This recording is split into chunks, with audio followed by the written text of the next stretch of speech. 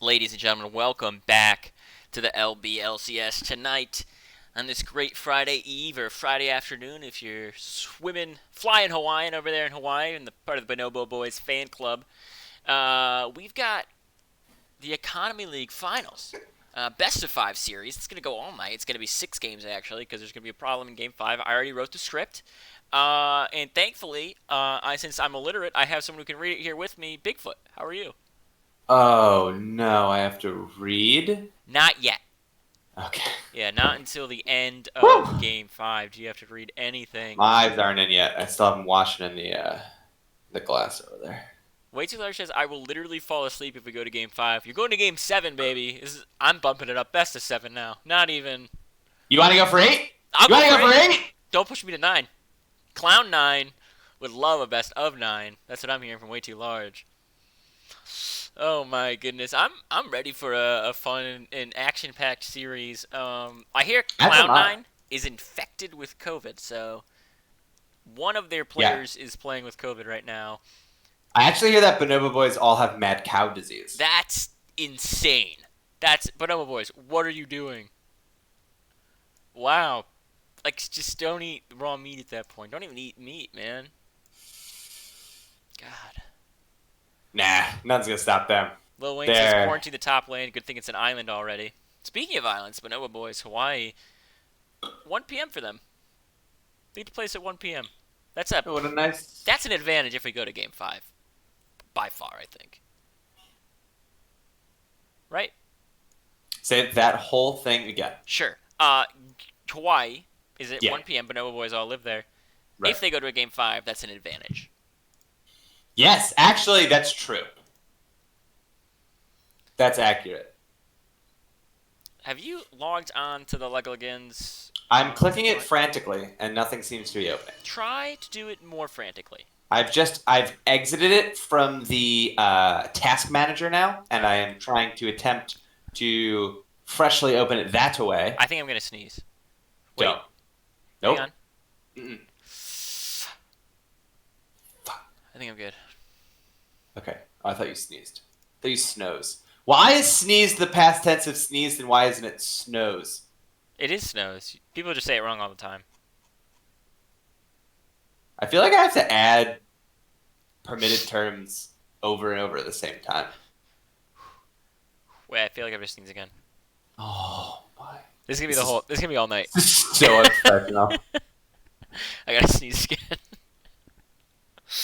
All right, you are online. I'll invite you to this bad boy. Then I'll jump on down to the spectate.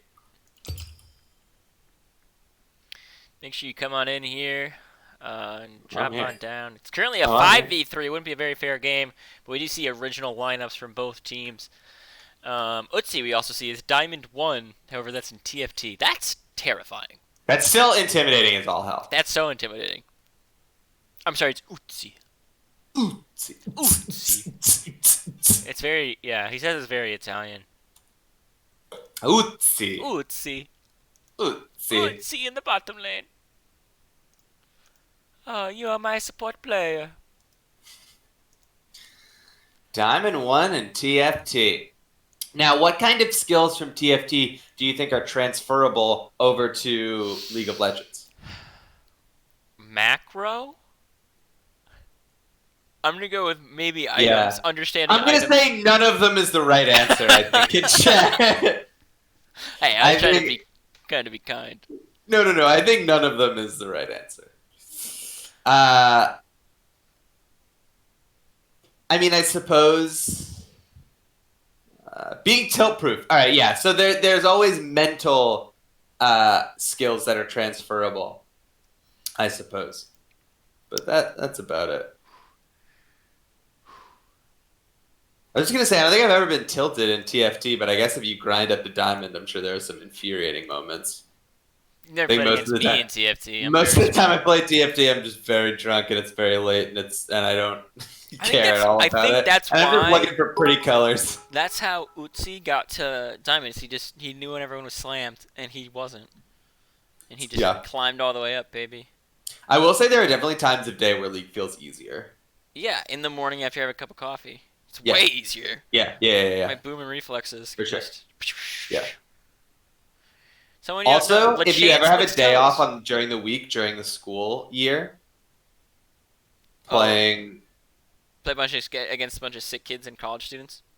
yeah, and like adults who have like not slept from the night before. It's Oh, it's it's really easy. it's like freshly sick kids and college students who haven't gone to bed yet. If you queue up for a game at 8 in the morning Eastern Standard Time, you're either getting someone from a different time zone or a different country, Yeah, a right for sick the kid, picking. or someone who hasn't gone to bed yet. Enable sound alerts, or I say something not nice. Do we not have sound alerts I enabled? kind of want him to say something not nice. I can enable sound alerts. You know what? Here's what I'll do. I'm gonna. You know what? You know Okay. what? What? I don't. I don't. You don't know what? No. All right. Well, I'm gonna do it anyway. Okay.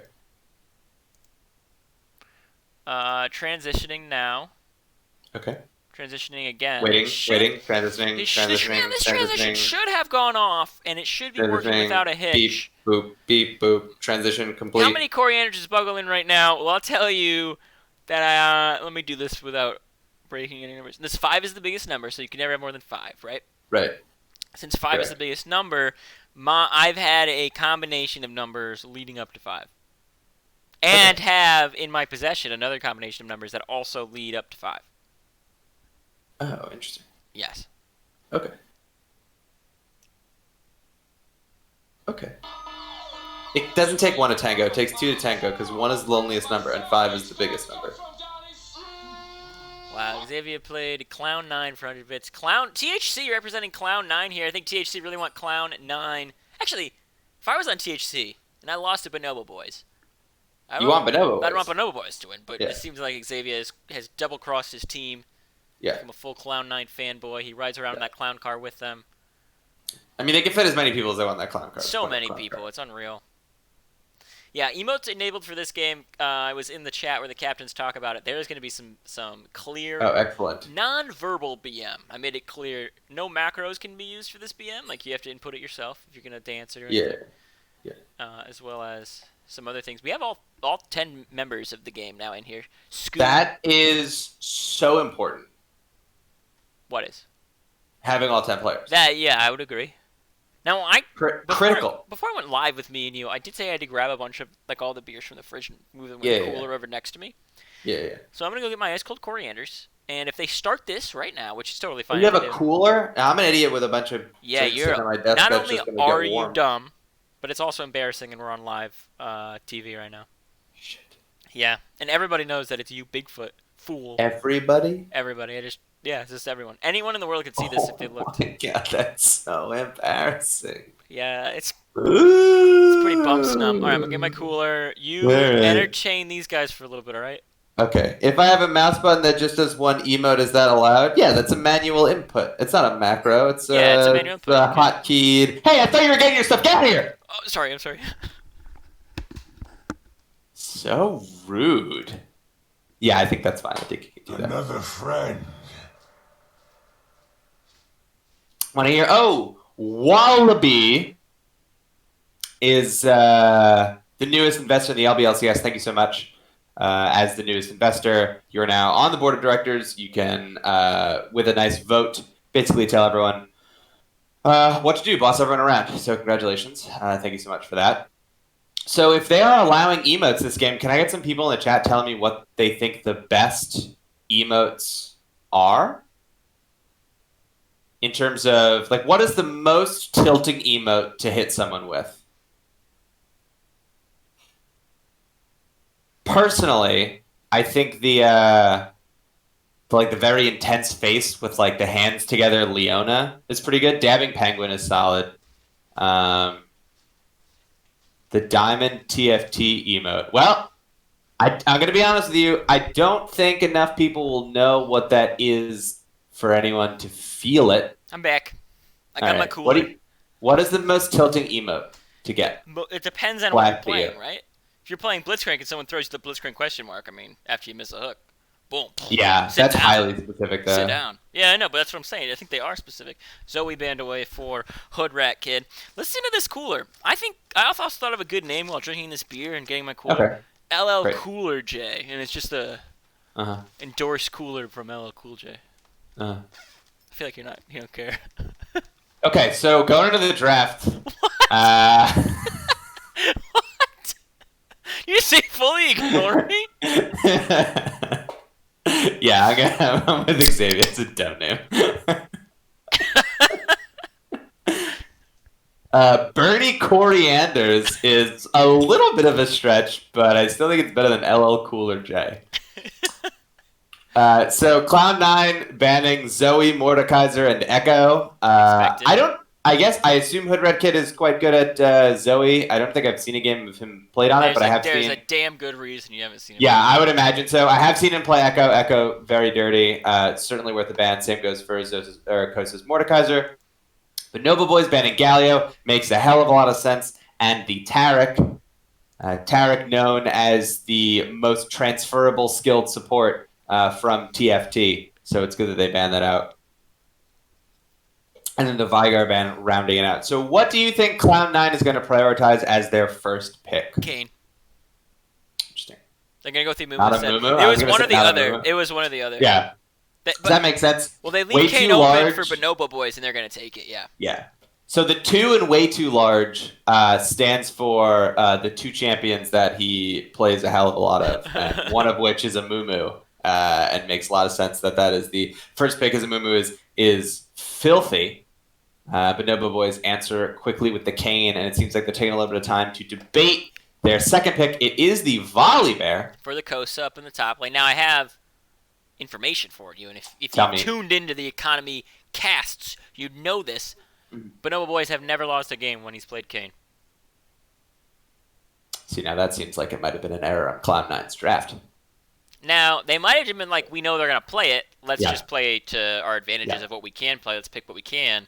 Yeah. And other than the Galio, which would have been a best case scenario for it to be open, Cloud9 seems to have answered with their very comfortable 2v2 that they are quite practiced on, which is the Amumu Rumble. So they may just say, bring it on. We have our own picks. Yep. We'll win. Yep.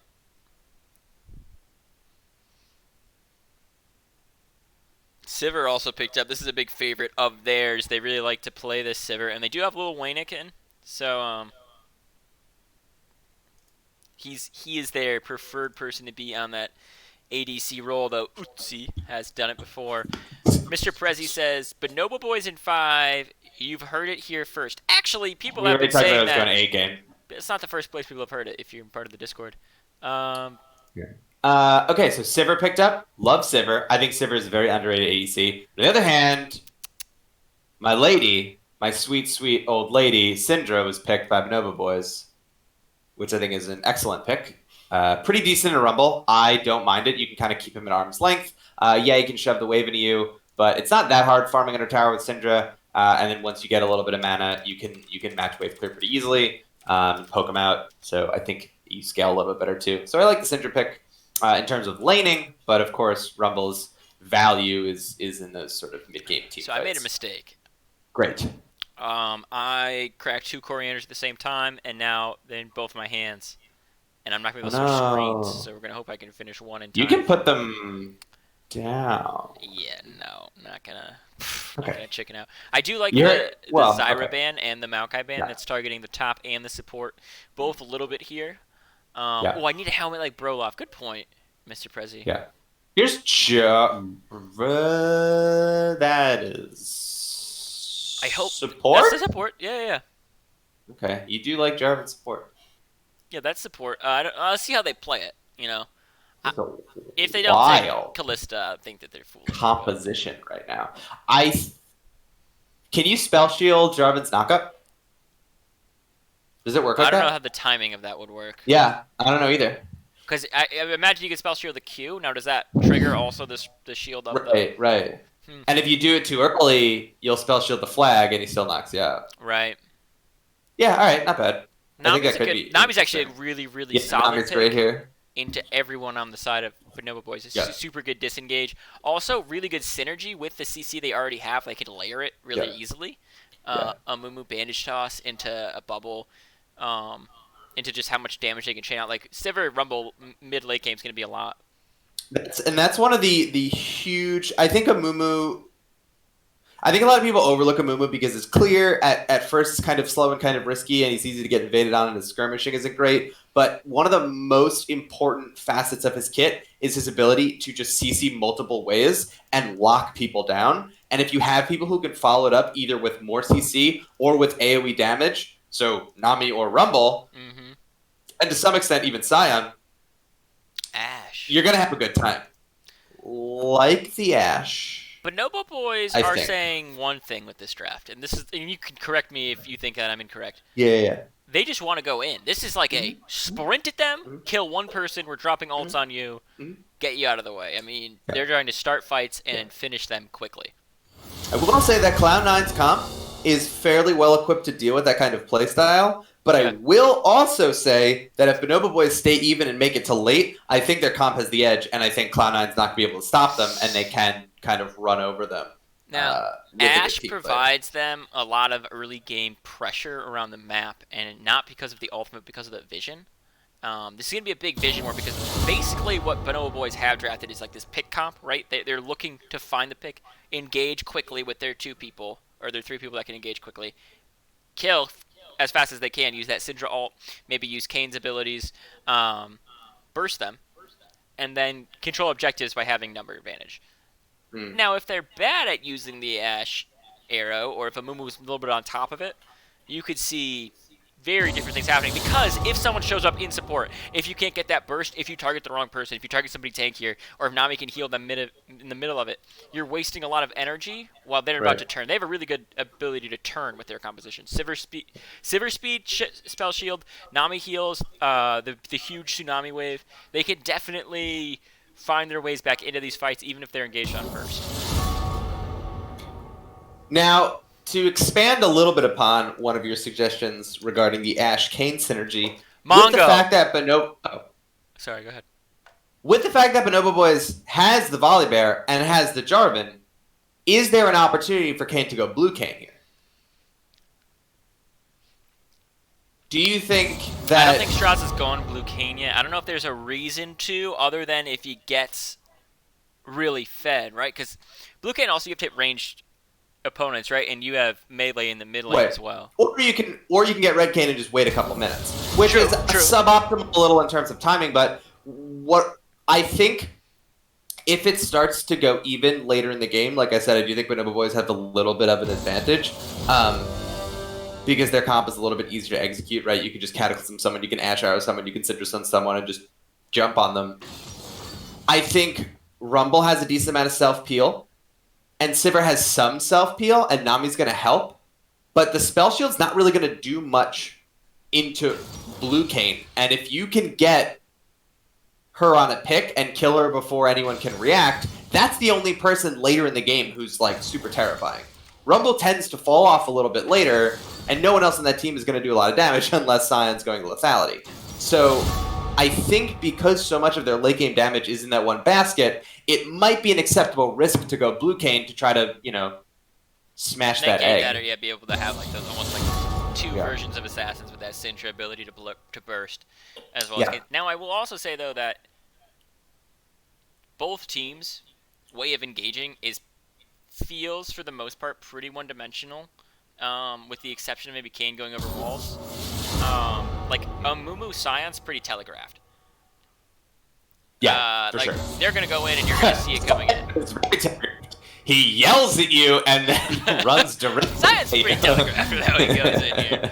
I don't know if I've seen Hood Rat Kid on Syndra yet. I might be mistaken. Normally, when he gets banned out the way he did in this last one, he's played things like Middle Sticks or Anivia.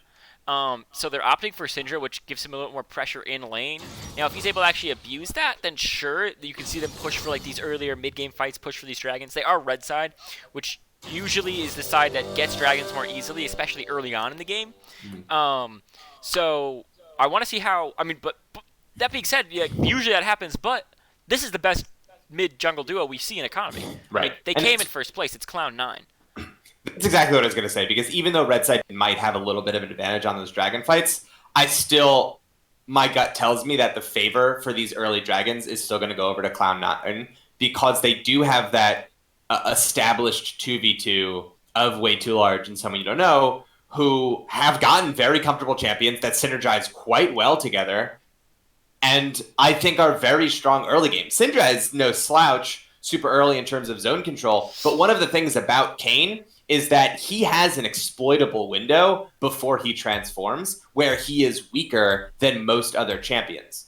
So combine all those things together, I would say that Cloud9 have the advantage to take early dragons if they want. Also, Sivir Nami is a lane that gets a lot of priority. Yeah, I think it depends on how you play this Ashe Jarvan too, because you really can poke heavily, but Nami's going to have that sustain in the lane. Sivir's going to have the ability to block those. Norway Pete, this is the economy league, so we're looking at technically plat down. No one can be higher than plat 3 in this game. We are looking at mostly gold people playing. I would say the average is mid gold among everyone. Yeah, I would say gold 2, gold 3 is the average here. Yeah. We have a couple silver ones thrown in, a couple like gold 2s. Technically, let's see, it's diamond 1, but that's TFT. Technically, let's see is diamond 1, yeah, but we're not playing TFT. We're playing a game that matters. We are entering a team in this Division X split. Well, you're scouting the 2 best, and I would imagine that both these teams. I mean, I haven't spoken to them, but it seems like both teams have various active members in the community, and I would imagine they both come back in mostly intact, if not entirely intact forms, as you see here. So MC Shady said, "If Kayn goes blue Kayn, he's def getting PayPal." Now you're a CEO player, and as I've mentioned on cast many times, one of the better ones.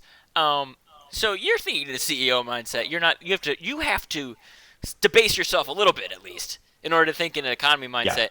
Yeah. If you are mechanically better than people and can abuse that fact to a great magnitude, then you might use blue Kayn to get onto their backline. I could just say the best. All right, MC, you know what? You're a big hunky guy. People fanboy, fangirl about you. I've got a lot of pictures of you in my room. You know, I don't like to admit it, but if you check behind my curtain, maybe too many pictures of you.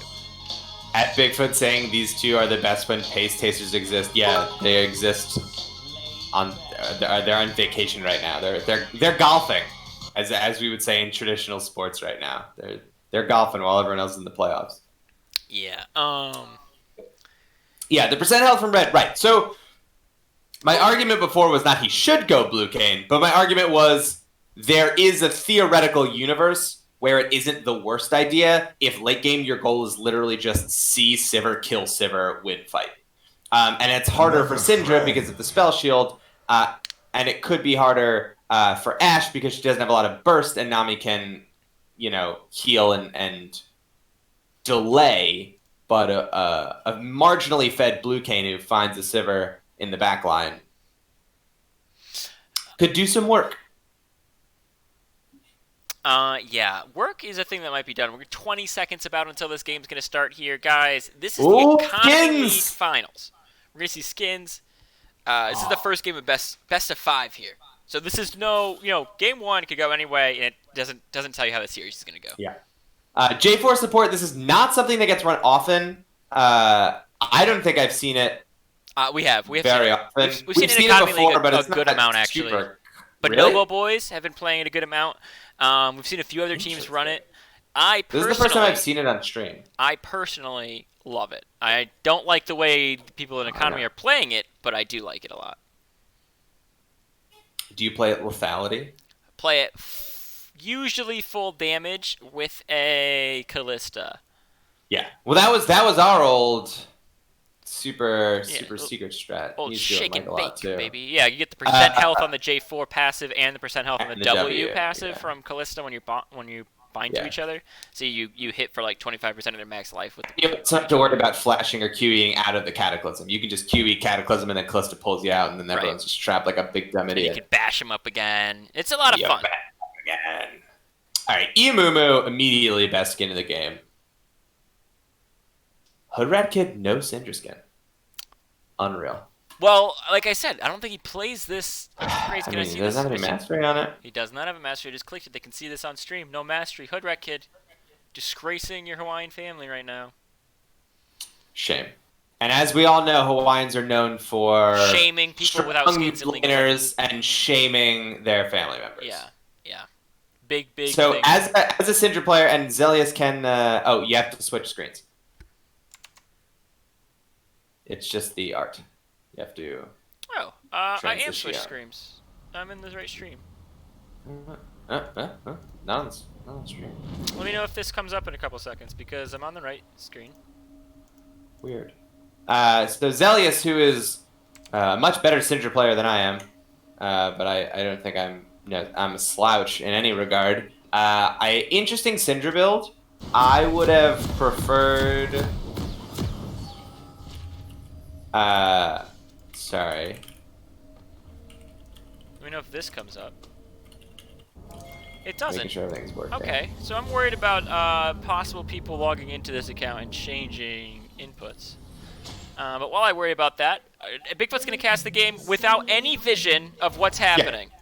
So both teams starting out with a 5-point spread, though Cloud9 is moving forward onto the top side river with 3 members and are pulling back. They are content. They see Syndra dropping a ward. So they are just pulling back. Everyone's going back to where their lanes are. It looks like Kayn is going to be starting bot side, as is Amumu. Amumu passing down to his red buff, where he will start the game, with Kayn hovering around bot side river. I expect him to start blue buff, though I wouldn't be surprised if he does a little bit of fake out and start top side, as Kayns are quite good at starting birds. I see a lot of Kayns start chickens. Taking a rundown with summoners and keystones while we wait for camps to spawn. Oh, it looks like Kayn is going to start wolves, maybe? Volibear with a... Bigfoot, you're describing a lot of things that people can see, but right now our audience is only listening, so why don't you describe some things that they could hear, some things they could maybe taste, and maybe some things that they could touch. They're tasting things. I'm concerned. Sure. Yeah, this is a one time only. I was on the side of the rings. A coach tapped me in, and I've jumped into the ring for a short period. Hey, so while we're just, can I just interrupt and just? Yeah. Yeah, no. One chance. Course, did you by chance change any inputs in this stream? I didn't. Okay. This isn't my fault. Now, if you've been watching this stream throughout the entire season, you've seen that the stream has crashed several times. And yes, please chat, start cheering for your teams, because that's the only thing that'll be able to reach them right now is your cheers. No, this isn't my fault. My computer didn't do this. Just almost don't even believe him. Ash started Cull. That's something that you guys don't know, but would be interested in hearing about, perhaps. Oh, it looks like that. Oh, no, all right. Yeah, you guys. Nami flashed. Nobody wanted to see the start of this game, right? Yeah, Flo Sneezy is saying, why can we hear it, but we can't see it? Yeah. This is sort of a distill. This is our take on a League of Legends game. We find it's really boring for you guys to see this. I was there with you. You know that this is art. We're arting right now. Yeah, this is... We all got together, almost a year ago, and we said, how can we make art? And this is how. I'm gonna switch it to display what we're gonna do is we're gonna spend a year and a half running 3 splits, and at the end of the 3rd split, that Friday night, we're going to show a best of 5 series with here we go. We're just gonna do this. visuals. Let's see if it works, guys. This is the thrill. Yes. Here we are! It's not gonna look pretty, guys, but it's gonna work. I'm actually disappointed. You didn't expect it to look pretty. You didn't expect it I to look did. pretty. I did expect it. I needed somebody I'm in. talking to the fans. I need somebody in staff to jump in and walk someone through so I can get a message about how to fix this. Because so we had 14 settings changed. Whoever was last on this account, please don't change the settings. It really affects my ability to stream. I just had to switch them all back. I hope you can see the screen right now. Yeah, you can. You can also see can see it. text bar, but that's fine. Yeah, we can see the top left corner says League of Legends is client at the bottom. Yeah, Good. I have notifications on Discord. You don't want to get to those. No, I don't. So, nothing crazy here. Game seems to be pretty status quo. An engage from Bonobo boys, burned a flash from Utsi, and then a little bit of a skirmish in the top river. Got the Scuttlecrab smited over in favor of Cloud9. Way Too Large has invaded Kayn's jungle. Oh, and gets him with the Q! Forces the flash out, but flashes in return. Has his W just ticking away, and a first blood goes over to Way Too Large, invading on the Kayn. A lot of people say Amumu has a weak early game, while Amumu says, alright, but yours is worse, so die. Yeah, and they're going to be able to pick up that blue buff as well, so denying a lot here from the side of Bonobo boys. Kane gonna have to find a way to affect the map now with him being set behind. We see top wave pushing in pretty heavily. This is a big wave if he's able to pick it up. Although DJ Nola is the one pretty heavily down in farm. Yeah, and Zosa still has this huge wave here to farm, so he's going to be down, I'd say, about 20 farm at the end of this. Zosa's able to get all these, though he is quite low. Does have Door and Shield, so he's going to regen some of that, but not all of that. Interesting to see what happened to Kane. Kane's path was very interesting. I don't play a lot of Kane, and I don't know if that's a more traditional path he went, but he went Wolves and then immediately topside towards Red, leaving his blue buff up. And I would imagine Way Too Large saw, when they skirmished in the topside river, that Kane didn't have a blue buff. And Way Too Large says, well, I know he didn't start my red buff, because he did, and he took his blue buff, so he must have known that Kane did a weird path and left his blue up, and then immediately goes down there to invade him, and invades him, and that's a pretty big brain call. It works out. Yeah, and it looks like they're going to push right here in the bot lane. They must...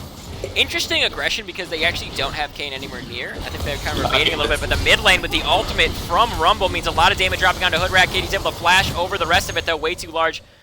Also living by just the hair on his chinny chin chin right there. Nice play from Syndra to kind of dodge, duck, dip, dive, and dodge around to survive that. Interesting that I noticed there that the Nullifying Orb, a rune that I would not expect her to have popped there and may have saved her. That's a respect rune, I think, knowing the strength of the two duo, right? The mid-jungle duo. Fair. This is an interesting set of runes that Syndra has found herself with in general, but we'll see how it works. Yeah, they're going to fight here in the top lane. That's a good interruption, but he is going to get the return Q. If you interrupt that Q on Kosa, he does get it right back on cooldown. It's really easy to trade on either. Yeah. I actually have not played New Volibear yet. Ooh, that was cute from Lil Wayne. Somebody don't know, pushing up, just being annoying, flamey boy. Wow, wow, wow, wow, wow. All lanes, other than top, seem pretty even. This is a nice lead that Zosa, Kosa... How do you say it? Kosa. Kosa. I say pronounced yeah. Kosa, yeah. Yeah, that's what I thought. Nice lead he's generated for himself here. Up in the top lane. I do like the Scion pick. I think Scion is a pretty good champion, especially if games go late. One of those champions that can get unreal tanky on account of that W that just never ever stops scaling. Way Too Large is sitting on a ward right now. I don't think he knew that, but Kane is waiting over there. Scoom! Come down the bot lane now. Scoom! Scoom! They always want me to say Scoom goes Zoom, but he's never really played. Like, if he was playing Scion, it'd be way easier to say. Or Rammus. You can't really zoom on Jarvan. Yeah. I mean, all zooming on Jarvan is item dependent. You could zoom. But... Right, sure. Oh, what a spell shield. He's going to block it. Oh. Trade back onto Scoom. Scoom goes Zoom out of there. Running away. They're going to try to trade a lot of damage here. Rumble has rolled down. He has the ultimate. He's going to try to zone them with his flash over the wall. They're going to full engage onto them. They did flash both of them. The flag and drag's going to get him even further away. The ignite is up, but I don't think there should be any return damage as we see Kane knowing where Amumu is, so he's going to try to clear out the topside jungle, but it's already gone. Yeah. I mean, we've seen a lot of mastery from Amumu in terms of pathing right now, but I think the one person that's stood out the most is someone you don't know on this Rumble. He's had two very, very good ults that show quite a bit of proficiency on that champion. That first ult in the mid lane, knowing that Amumu can hit that Q, putting the equalizer ahead of time before the CC lands, knowing exactly that Syndra's going to have to stand in it for a while, and that equalizer's there, zoning both of them off. DJ Nola might go down. He gets ulted onto, and the tower will be disabled for a few moments. DJ Nola's just going to chase down, get a little grasp proc, and but a good solo kill there from Kosa. That's the captain of Bonobo boys coming up really big. And they did get Herald off that as well, I believe. They just put it on to Kane. The other thing I wanted to say is that they're lapping around but right here, a huge ultimate from Amumu, and a nice tidal wave's going to finish up a double kill there in the bot lane. Straza moves into the mid lane. They're going to knock up No, they're not. They're just going to pressure out someone you don't know. I think he will go Might down. be He enough. burned his flash. He Syndra has does ult, have his though. heal. He has his heal. He's saving it. He's going to burn it, I think, when his team gets there. He doesn't even need to. He's able to hold on to it all the way through. Syndra sat on her ult a It was a mana. little bit It was there, mana, and that makes right? a lot of sense. Ooh, nice. E gets her. No, because she just had enough for E.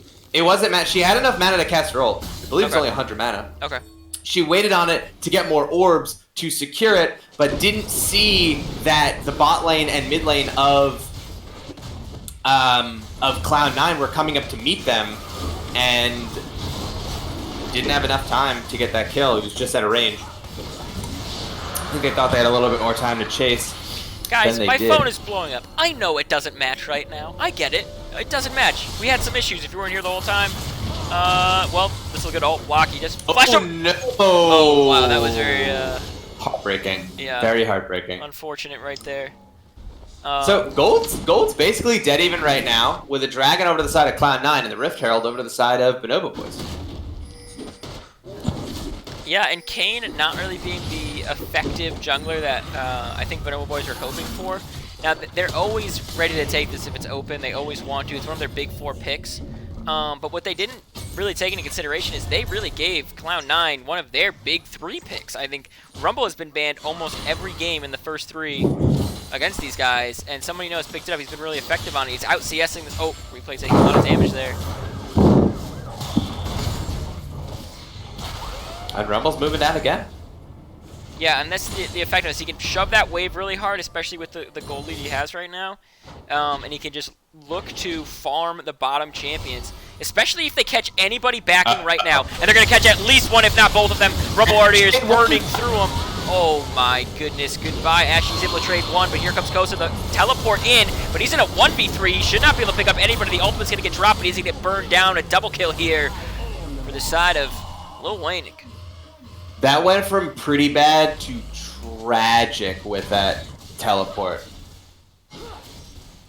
Maybe he thought Syndra was going to get there earlier, maybe he thought that they might live a little bit longer, but unfortunately that teleport is not only going to give a 3rd kill over to the side of Cloud9, but also let Sion just sort of farm freely up here. Like, yeah, Kane's here, but Kane's down 2 levels and is getting stomped in these trades. Zoned away from the top lane. He's down 2 levels. He's actually out farming the Amumu, but only because he's able to pick up so much of these lane minions here. Amumu's really been affecting the map a lot better. He's already picked up the Cinder Hulk. He's moving towards this. Probably what I'm going to assume is an Abyssal Mask, but we'll see what he turns that Catalyst into. I'd say that seems likely. Especially when you have a Rumble.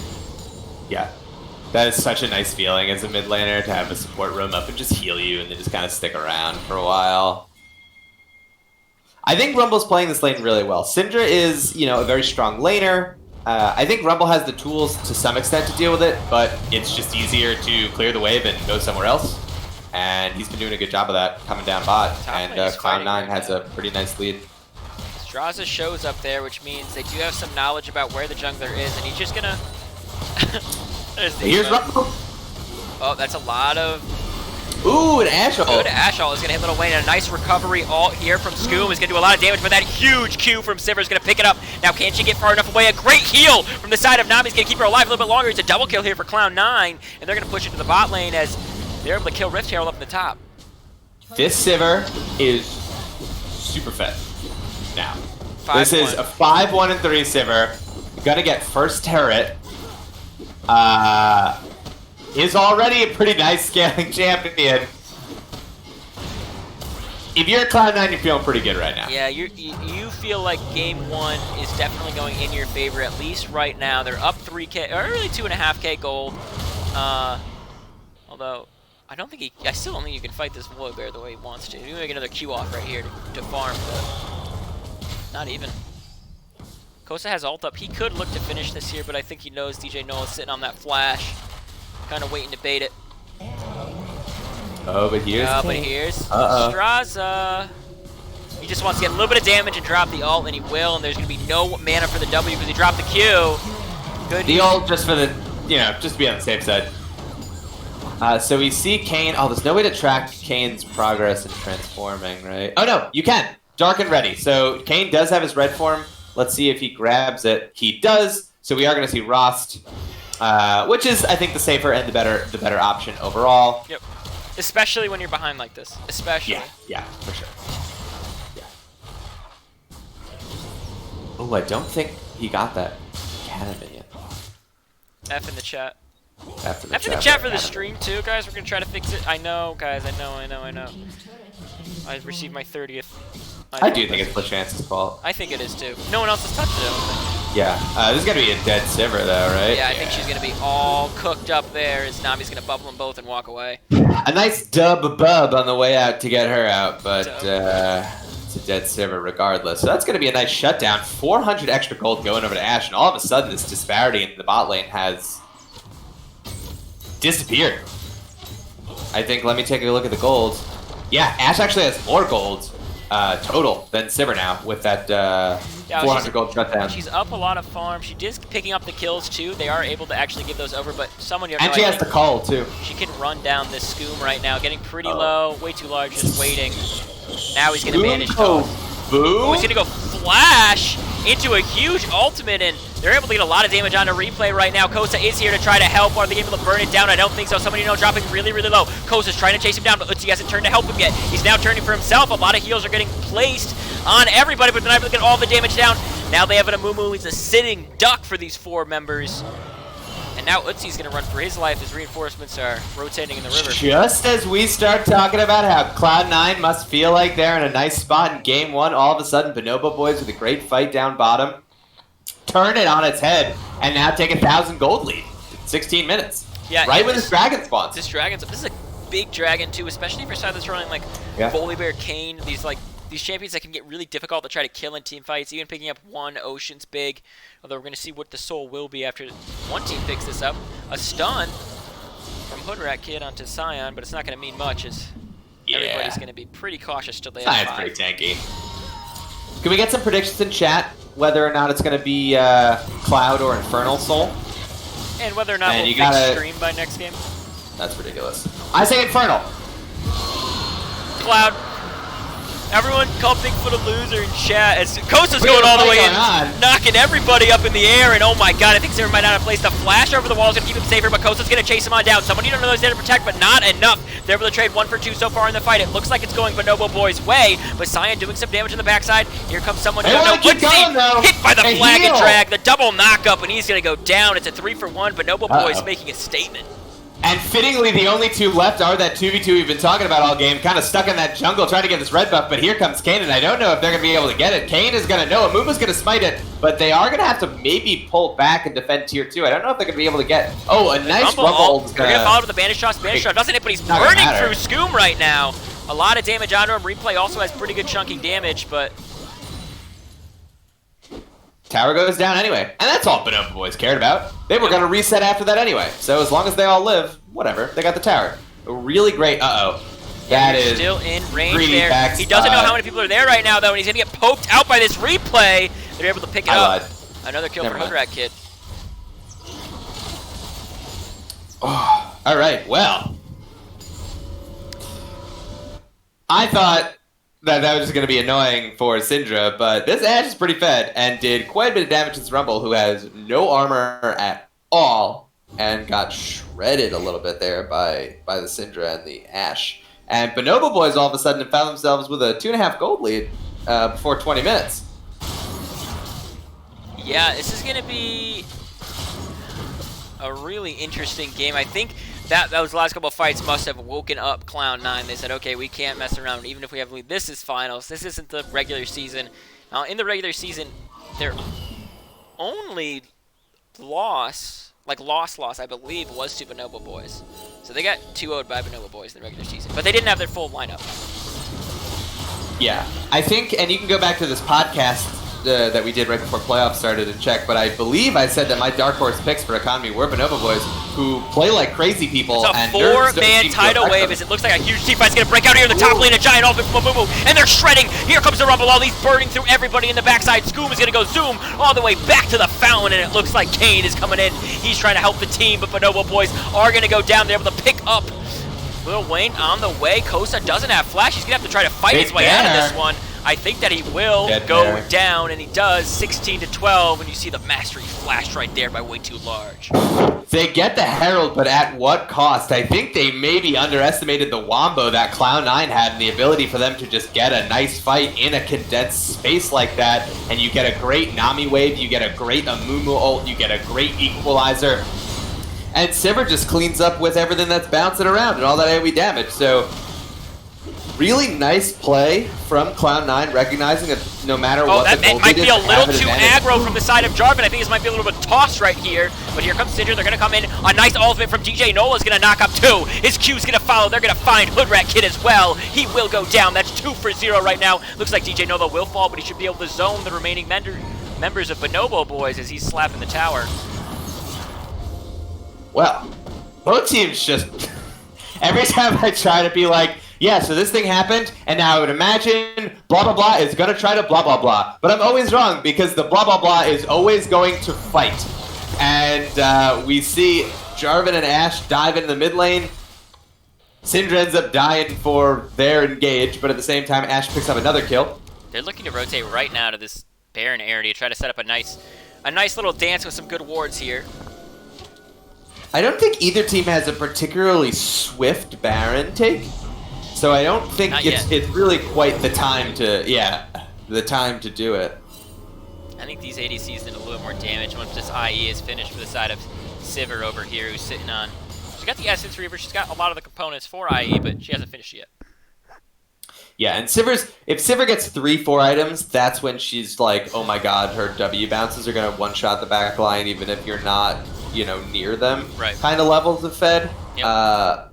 But right now, Ashe has the advantage in both gold and damage. And so Bonobo boys being smart about their itemization here. You see some black cleavers blow on the side. Looks like a Blade of the Ruin King's going to come out for Ashe. So they know that they have these big tanks to shred. They know that's their job. And they're getting ready to do it. It's way too large. It's going to bandage toss onto Straza. They're going to pick him out. They do have this little extra movement speed here from the Scuttle. Sivir's not there yet, but Bonobo boys don't know that, so they don't pull the trigger on this, what would have been a 5v4 for a little bit of time. A lot of damage on Rumble. He's got Leandries and that's true. But now all of a sudden Cloud9's pushing up and is getting into an excellent position to take this dragon. Yeah. Really nice how they're using their vision. For a team that wants the Wombo, air drakes are going to mean a lot. They're going to go in. A huge knockup from Straza's going to knock 4 into the air. A flash ultimate from the side and a good ultimate followed by Rumble. Is going to burn a lot of people down, but they're looking to finish off somebody who knows he's going to have to flash out of that giant damage from Hoodrat Kid coming on the side. Lil Wayne is going to get picking up Scoom, and it looks like DJ Nola's zoned really well, but he's going to go down. They're looking for more kills, both teams right now. It was a 2-for-1, but Rumble has to back. At the end of this game, if Cloud9 win, oh no, replay. Never mind. Bandage Toss isn't going to hit. The bubble's going to miss on Syndra as well. Oh. I never get to talk. Yeah, I made a deal with both these teams that you wouldn't be allowed to if I was play-by-play, so.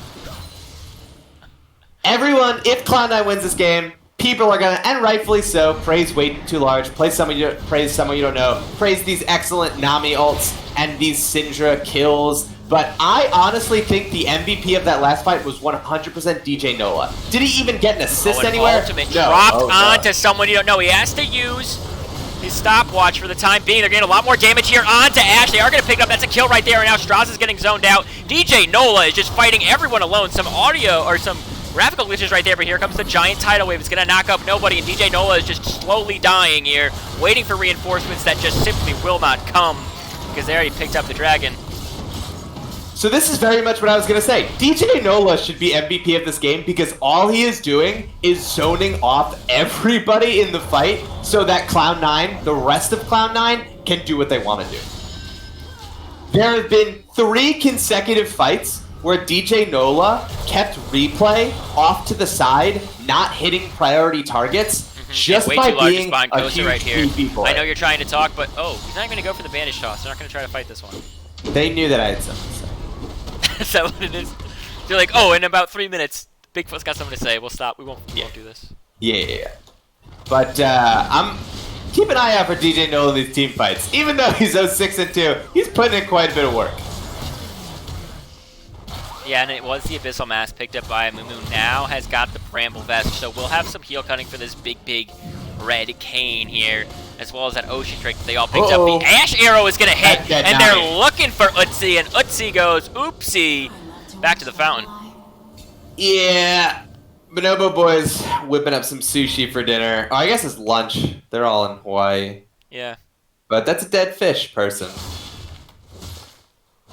I don't think they get anything off of it, but it's nice to get 300 gold. They get vision. They get to win a little bit of that vision war over there, set up some vision on that blue side jungle of Cloud9, where we see a lot of people picking now. Replay playing pretty far up here into this jungle. I like the chutzpah. Yeah. They're going to try to push out their ward lines now. However, Bonobo boys are full and ready. They're grouped as 5 right here. If they can find another fight, this Ash Arrow is almost back up. I think they're waiting for it to re-engage, and they're sitting in this bush. They know it's control warded. If they can get Sivir, that's like chef's kiss perfect. But Amumu's DJ Nola standing right in front. They're going to hit him. That is not the person you really wanted to hit. They are going to get over onto way too large, though. A good Nami wave is going to knock up a lot of people, and all of a sudden Straza's melted after the bubble connected with him. Now you've got a 4v5, and Cloud9 are going to look to push through this mid lane. That is 100% the last person you wanted to hit with your Ash Arrow.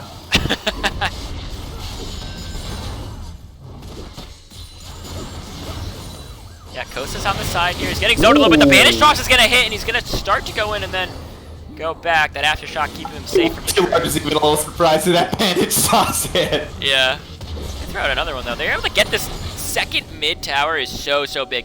Now you can push warding way up. They're going to be able to steal away this red buff here. Ash is going to spot it out, though. Flo Cz says Tanky is a thankless job, but he came back and farmed his crush in these team fights. Yeah, that's what I'm saying. I mean, look. DJ Nola has a 0.5 KDA and was down a ton of farm in the laning phase. My game is froze. But he's making up for it. These team fights, they're enormous. Banish Toss is going to hit onto Scoom. They're going to knock him up, keep way too large away. This is a big wave, and there's a Scion inside of it surfing on down. Doesn't connect with anybody, though. You are a little behind them. I'm behind you now. Oh, I'm at 26, 56, 57. I'm 3 seconds ahead of you. All right, hang on. 59, 27, 21, 22, or 23. Yeah, there you go. I knew what you meant, and I've adjusted. I'm glad you knew, because they're going to Bandage Tossing onto Baron right now as they see Kosa over on the bot side jungle doing some stuff. So they know they have a little bit of time to try to burn this down. Seeing this, it looks like some of them are backing in the mid lane. No, they're not. They hawkshot see it, but it's already halfway done. And here's Scion. Here's this big-ass tank who's just going to put his body in between Bonobo boys and the objective. And now it's low. Almost stealable as it goes to 85 before dropping to Sivir's hands. But it goes to Cloud9. In the LB LCS, a first-place team has never won playoffs. In the history of LBLCS. Cloud9 are the only first-place team this split in all 3 leagues to make finals. So they're the only ones who can make history. They're the only ones who can make history right now. In the first season, Iron Miners didn't win it. They won the league.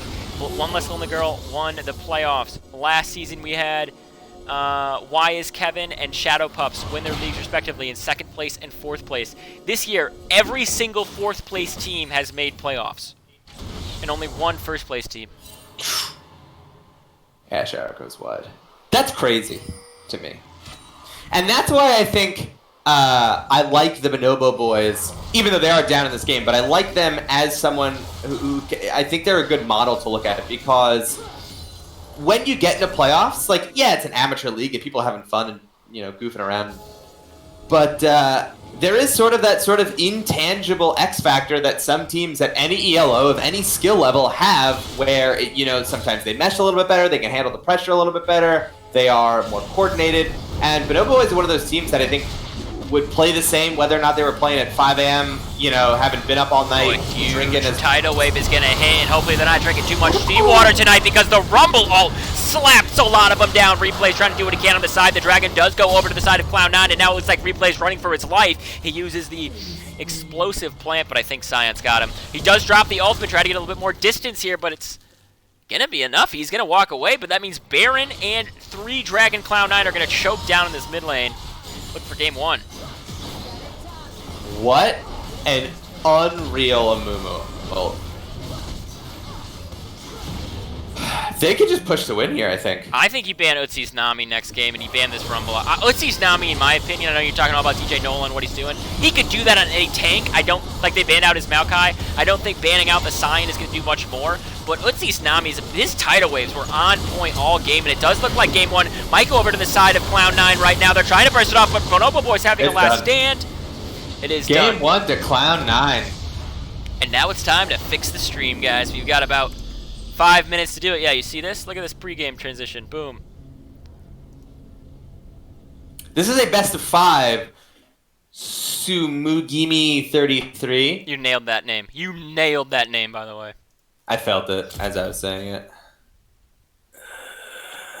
I felt like I nailed it.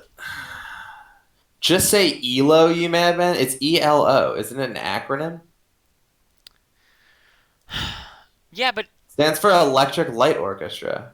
that's what it is. You're right. I can't believe anybody thought anything else. It's kind of embarrassing. Now here's a couple Oh no, things. wait. Oh my god, I'm so wrong. It is ELO. Oh my god, No, I'm it's dumb. Electric Light Orchestra. You're right. No, it's named after a person. DJ Nola yelling evil woman. DJ Nola, I hope you feel better. I know that you are infected. Yeah, it's the guy's last name is ELO. Damn. All right, I will adjust accordingly. I apologize, everybody. Now we're gonna look at these damage charts while somebody hopefully messages me something useful Maybe. on Discord. Like Oh, we have a asked YouTube Steph link. to. Yeah. I mean, of course. I mean, if you're wrong about something, what's the point in just living in your wrongness? Just Oh, nice, excellent song posted there by Never Felicity. underestimate. Rat House subscribe with Twitch Prime. Thank you. Rat House is actually just a collection of rats who live in a house together, kind of like the real world. I thought but it just was a bunch more of rats. like they're kind of built up like Jenga blocks on top of each other. Oh, you think it's a house like Lincoln Logs, but instead of Lincoln Logs, It's they're rats. rats. Yes, that is what I thought. Oh, I thought it was like a house. I thought it was like a reality show. I think it could be both, and I don't know why we're having an argument about something that is a great idea. Let's end this stream and let's just talk about how good it is. Let's film it. I live in New York City. If you don't think I can pull together 50 rats right now, you're out of your mind. I hate the idea of you. I'm imagining it very vividly of you pulling them together, and I don't know what that looks like. Yeah, and you tie their tails together and make a rat king. Ooh, a rat. Now, hang on. Rat King's kind of a cool idea. Oh, I've been invited to a game. Got into the Rat King idea. Now, somebody you don't know, and/or anyone on the side of Cloud9, I'm going to ask you desperately not to start this game up right away, as I'm waiting to see what side. He's desperate, guys. I'm desperate, guys. What side? They're asking right now to find out what side. So, if you are unfamiliar with the way that we do side selection of the LBLCS, the higher seeded team gets the more games of rank side pick. So, Cloud9 was the higher seeded team, so they pick on games 1, 3, and 5 what side they want, and then on games 2 and 4, the Noble Boys pick. So, Cloud9 chose blue side last game, and as a response, Bonobo Boys now pick blue side as well. So clearly that opportunity to be on that side of the map and get first pick is something that they favor for themselves. Now, I'm looking Y'all at my ever sides. go How do rat I make it fishing? so that this works? No. That's the real question. What are you doing? What's happening? I'm trying to make things work on the stream. People Oh, message you're me. messing with all your hotkeys. Well, people message me things that contradict one another. Which is, guys, honestly, everyone in the stream, just message me everything you can. I appreciate all your messages while I hop into this PentaQ. They're going to draft there again, and Bigfoot's going to try to carry that cast. PentaQ! I will walk through this draft here. It says both teams are ready. We're going to wait to see when they start. Wondering what kind of adaptations are going to be made. Now, if you're Cloud9, I don't think you have to change much because you've won the game. Clearly, the strategy you were running with was working. So if you want to try to be huge brain and think 2 steps ahead about the adjustments that Bonobo Boys are going to make and then readjust your adjustments based on their adjustments, sure, you can do that. Now, Bigfoot. But I say you win and you stick with it. Bigfoot, it's just as easy to try to win rock, paper, scissors as it is to try to lose. Hawaiian That's runs not back true. going into That's this not year. true. Yes, it is. I fundamentally disagree with that. You can't fundamentally disagree with facts, right? It's hard to No, do. there is Didn't a you just say if you were wrong that you should admit? Yeah, and this one I will stand my ground on. I refuse to acknowledge I'm wrong on this. There is a psychological advantage. There's a psychological component to rock, paper, scissors that exists that makes it more than a 50-50. There is an element of player skill in rock, paper, scissors, and I will never change my opinion about that. I have a friend Oh, it's really who- good to know. I have a friend who won. He went back when you were allowed to leave your house. Well, This is a couple years ago. Yeah. Years ago, back in the old days. Wow. Old guy. Back in olden times, there was a bar that held a rock paper scissors tournament, and he won the entire tournament with a strategy. And he won. Like, results speak for themselves. He has a trophy. Well, unfortunately, the What a winners gift card. today won't get a trophy. In fact, they won't get anything, guys. This is the LBLCS. If you want to win something, go somewhere else. Because the only thing you get here is clout, the ability to get outta absolutely here. dumpster on people on a community channel for a few days, and maybe a little bit of pride if you're somehow allowed yourself to still have that over all the years. Like, yeah. So Bonobo Boys still with that first pick. Kane adapted their bands a little bit. Now banned out the Amumu Rumble in addition to the Galio. Makes a lot of sense. I do like that. Cloud9 sticking with the same 3 bands. Hovering this Teemo, I would almost be certain that this is not the thing they're going to pick. Just no way to know. There's no way of knowing. It's a Rakan. I guess that's the one So way not to know. Teemo. That's the one way to, when they lock it in, right? That's how you know. So it is Rakan, an interesting, a different style support than we saw from last game with Utsi. And now they're thinking about what to pick up second with this Rakan. They are going to get the Maokai for DJ Nola, who, everyone else be damned, is my pick for MVP, player of the game, last game. MVP means most valuable player, not player of the game. Yeah, I said both. He gets 2 titles. Oh, DJ Nola sitting on 2 titles right now. Let's see if he can actually pick up himself a real title tonight in this Economy League final matchup. Mobron wants skins. Mobron admitting his cannibalistic tendencies Disgusting. in LBLCS stream chat. Respect that he is so comfortable and confident to do that.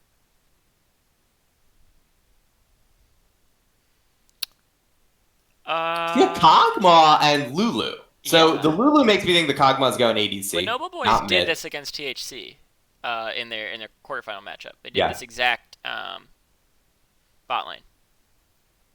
I think it's very good if it works. I think it looks very silly if it doesn't.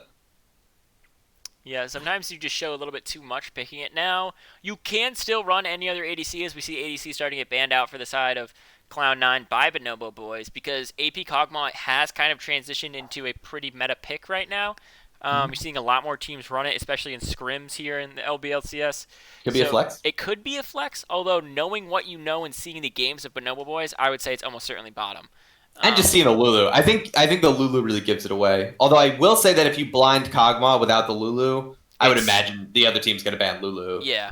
The next rotation. So makes a lot of sense to think that it's bottom. I do like the Vel'Koz adaptation. Vel'Koz is actually pretty good into Kog'Maw in teamfights because Kog'Maw is a champion that kind of stands pretty still. Is kind of an artillery turret, and Vel'Koz can poke and whittle him down and pop an ult and just sit right on him. Not a particularly mobile champion.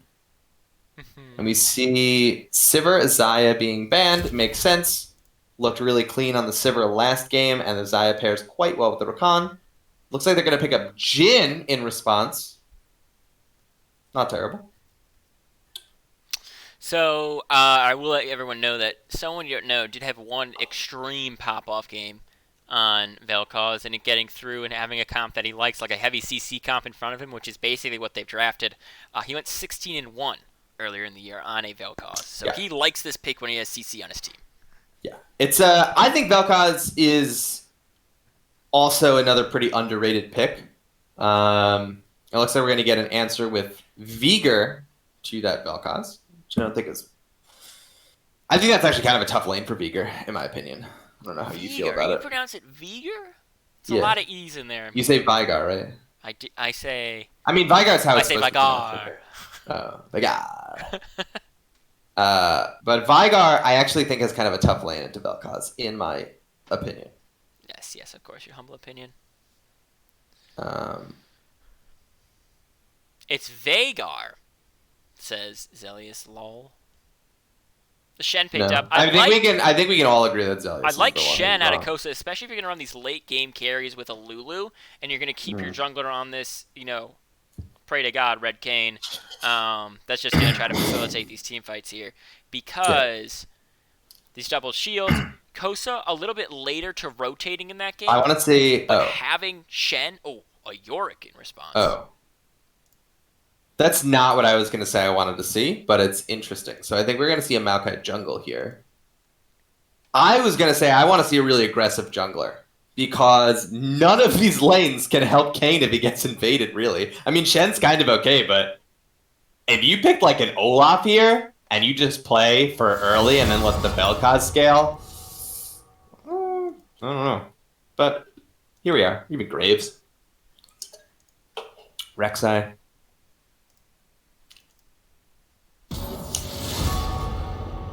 I think we can all agree that Zelius doesn't know anything. I know. I'm switching it. It's named after Riot Viger, the employee, and when asked, he said it was Vagar. I don't care. I don't care about him. That sounds weird and confusing. Yeah.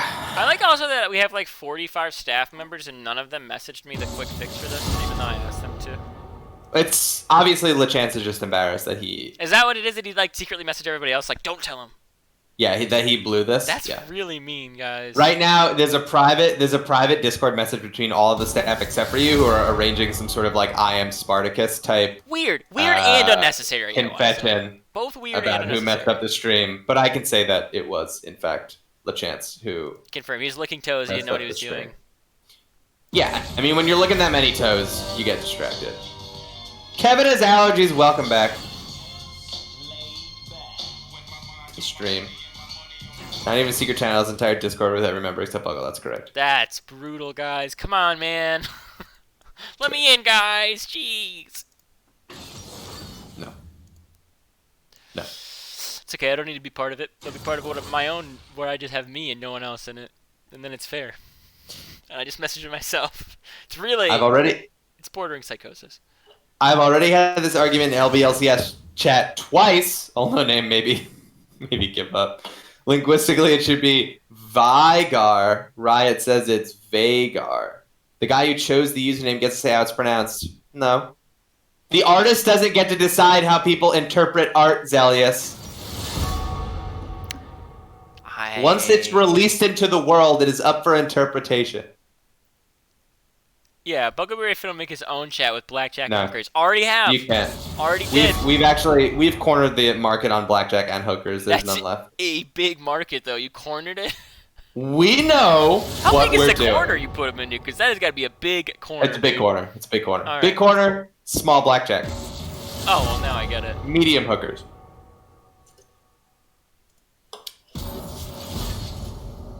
All right, now. Interesting tidbit from the LOL wiki. The Icelandic pronunciation is Villier. I don't know how to, No, you nailed that. That was perfect. Definitely not worried about your stroke. Perhaps that isn't very interesting to people who can't read it. I'm not sure how interesting it is to people who can read it. I believe he meant IPA, which is not a type that Coriander does make. But if you're looking for a nice ice-cold Coriander, guys, go to your fridge right now during this long pause we're going to have in between the game. We got 3 more minutes before we pop into this one. Crack it open. Ice cold coriander. Sip it down. Ice-cold Coriander. Goes down smooth. Splash into the beast. What? Ice-cold Is that? Coriander. That's new. Official beer of the LBLCS. All right, who wins this game? The team that destroys the other team's Nexus. Damn, you're smart. Yeah. Damn, guys, he's good. First. He's good. Oh no! Let's what if hear a team from chat. forfeits? What if a team Who forfeits? wins this game and why? No, the Nexus still explodes if someone forfeits. True, but but do you destroy it? No. It you've implodes. caused the explosion, right? Like nobody really surrenders because. No, you know what? Yeah, yeah. No, That's you know true. what? Yeah, is that where we're landing on this? Yeah, you're right. Guys, there's still time to message me how to do this hot fix before we get into this next game and it looks bad again. Anyone in chat, guys, join the Discord. Message your fellow boy, Bugleberry Finn. I think I fixed it, but me thinking I fixed it means it's probably still a problem.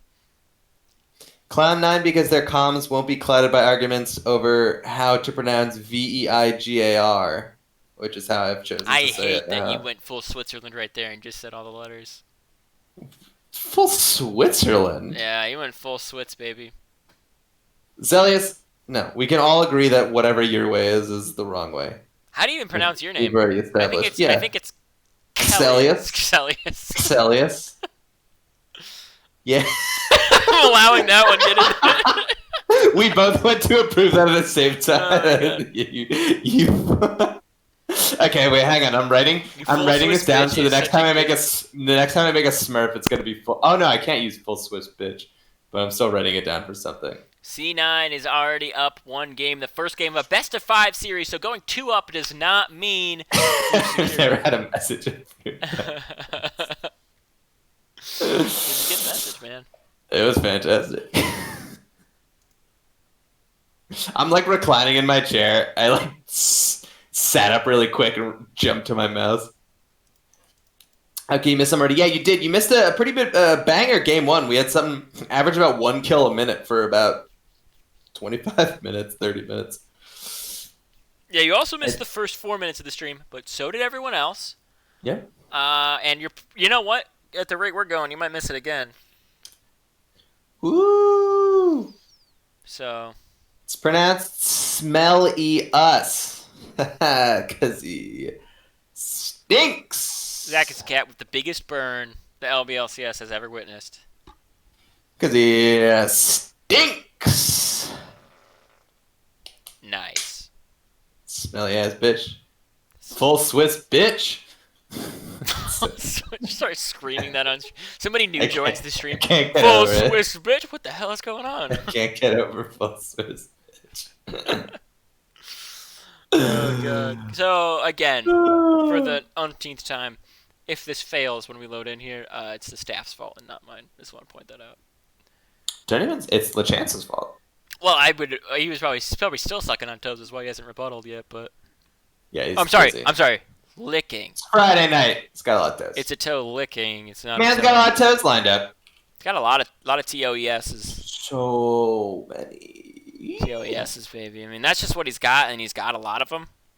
It's what he's got, and he's got a lot. Too hot to trot. 10 seconds till the mighty moment of truth. By the way, there's somebody named the Mighty Support or Mighty _ Support in here. Feel free to just tell him that he feeds. He's watching right now. Oh, dude, Mighty Sport, I heard you feed. Yeah, great, nice. That's good. There's 277 messages in this. Oh my god. Wait, thank God. I just checked his messages randomly, and he used one of the copy pastas that I was trying to find the other day. Yeah. I can't. I guys remember only one monitor. Someone has to tell me if we see the screen. It should show about. I'm looking over it. Right when I I'm don't talking see it. now. No. Nope. Let me get the. It's still just the backdrop. Well, I hope you like backdrops, guys, and I hope you like complaining. It's a good one. It's a good one. Okay, I hear you. I can hear the game starting. Yeah, well, that's not new. But I don't see the game starting. Okay.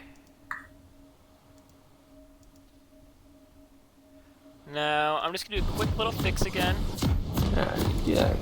All right, we're Your gonna hot go little back fix. to. I mean, I'm just gonna display this bad boy right here. Display capture right again. We'll just pop this up. Put it in right there. Drag it down to the level at which I want it. Do the quick transition into the game, and now it should be little golden boys. Should be the right size too, by the way. Oh, now we're in it, and it is the right size. Great. So I'm going to go over to the regular game, and we're going to watch this. So both teams doing the old 5-point. Doing the old 5-point. Curious to see how DJ Nola pulls off this Yorick pick. Have we seen him on Yorick before? I think I've seen him on Yorick one other time, but that was in match history. Never saw it on stream. Okay. In match history of the league, like actual league game, not like I scrolled through his match history and saw him play Yorick. Ice Cold Coriander coming in.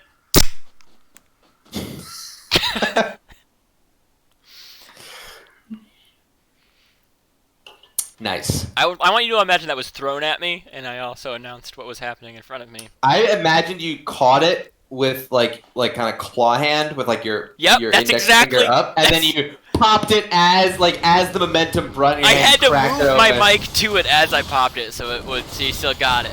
Yeah. It was a complicated maneuver. It was. I mean, you guys couldn't see it, but it might have been the most hyped thing to happen tonight.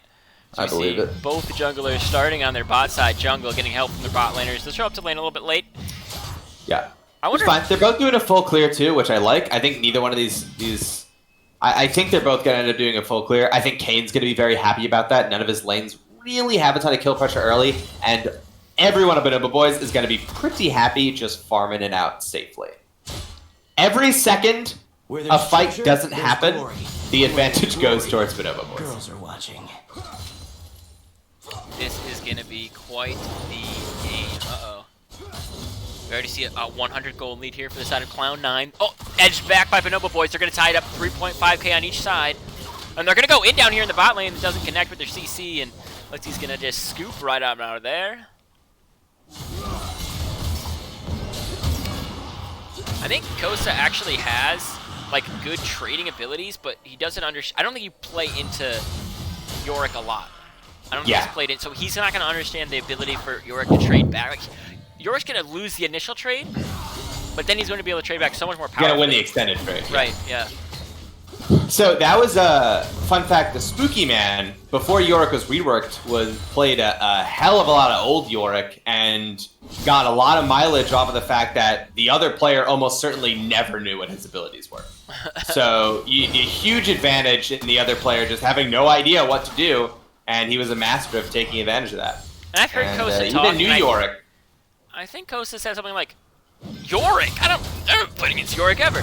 Something like that when he saw it locked in. Straza's made his way up to the top lane trying to help him out. The flash from DJ Noel's going to keep him a little bit safe. The W is going to connect. He's going to have a flash on Straza as well. It might be enough to burn him down, but the bombs are ticking and he's safe. Safe behind his tower as we both see mid and jungle kind of roaming up, waiting for Straza to show. They've got him lurking in that Baron pit. Bot lane is what is on screen right now. We're going to splash back over to a nice stun right here. We're going to get some more damage on him. We're just going to glide over the wall. Eat right through, but here comes Veigar, and it turns away for a second, but someone might not be great. Way too large, falling pretty low. Smite saves him. He's on the wrong side of the map. He did get the scuttle. He's getting some slows down. He's going to have to flash over this wall here, and he does. He's able to fully escape. Oh my god. Nobody goes down at all. A lot of summoners burn, though. Okay. So... Okay. And we're going. Nothing happens there. A couple people burn their flashes. Overall, that fight goes the way, I would say, of Bonobo Boys, who come out ahead on the Summoner game. So now that Way Too Large and DJ Nola don't have their flashes, I wonder if Bonobo Boys are going to try to take advantage of that somehow. But I also think they don't, like I said before, they don't have a ton of kill pressure, maybe in top. Take an extra tower shot up here. I think Kosa might be in a lot of trouble against DJ Nola. He's dropping pretty low to these auto attacks. He got chunked a little by the tower. Bot lane, Straza's already there. He gets the slow onto Lil Wayne, and it looks like Utzi's going to try to help him just skate up out of here. Trading some damage back. He's going to get that force shot off, but nothing else. Oh, that's so much damage on Again, to reiterate for the 5th time, Bonobo Boys don't do a lot early, so these ganks are not going to do a lot early. Lulu Kog'Maw, like, yeah, decent 2v2, actually have a surprising amount of damage sometimes. Not really with an untransformed Kayn, the kind of combination of champions that right now, before their first back, are going to get a kill in that lane. So it's nice to get that pressure from the Kayn, but I think they know it's a little bit of a long shot if anything happens. They get some summoners at a little Wayne. Yeah, which is great. But, you know, kind of a non-exciting fight so far. Once we get some items on these. We do see a little bit of a CS differential in the top and the mid lane. Cloud9 pulling pretty far ahead in those lanes respectively. But a big wave's going to get pushed into Kosa right now. He's picked up some items, so he should be able to farm more easily. Yeah.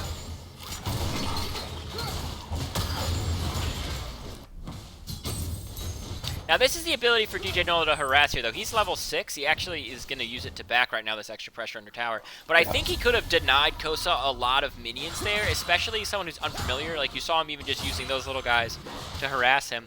If he had dropped the ult there as well, or anything just to pressure him off, he could be looking at maybe with 30 CS lead as Kosa's starting to climb back now. He still has been playing this wave pretty well. In general, kind of the opposite of what happened last game, where he was down quite a bit of farm early on. Now he's got the better end of this matchup here. Viger just farmed away. Let's do a stack check on Viger. 20. The red kid is 20 stacks. Now, if he had 600 right now, that'd be massive, but way too large down here in the bot lane. And they're going to knock up Skoom. Skoom does not go Zoom right away. He's going to start to back up. He still has his flash. He's going to burn it now. Cox still has heal. Kosa with the nice flash taunt. That's going to be a first Little blood. Wayne is going to go down. That's the first blood over to Bonobo Boys. Utsi now running for his life. Way too large. Can't really respond, but here comes someone you don't know. He's going to try to put the pressure off. There might be able to trade Can he flash one. knockup? I don't think he wants to risk it, especially with the unknown timers of Kosa's E. He did have ult. I think they want to focus on this dragon, though. If they can zone him off and they can force him to back and they know they backed. Yeah.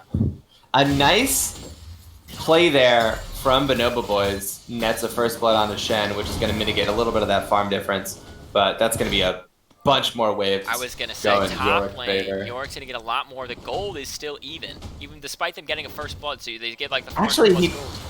It actually looks like he's only going to lose... there's a lot of casters. Yeah, he's going to lose about a wave and a half here. Yeah. No, he's going to get there in time.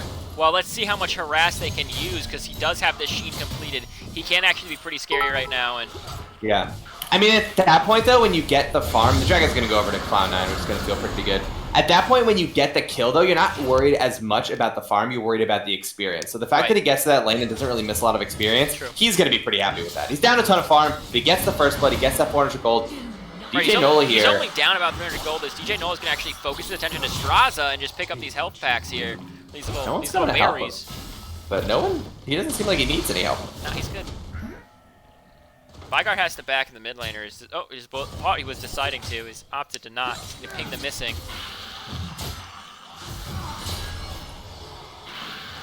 Yeah, I think you can tell that Kosa's not used to this matchup. Yeah, it's a weird matchup. And Shen has a pretty...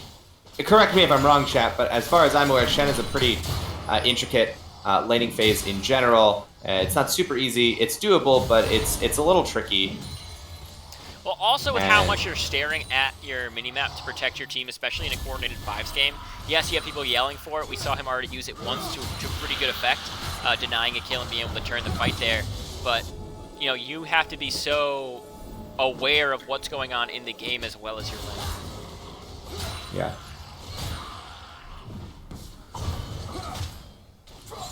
Never underestimate the power. Guys, thanks of for all the Scout's follows, the code. donations, the subscribing. We very much appreciate it here at the LBLCS. We value one thing over anything else, and that's coriander beer.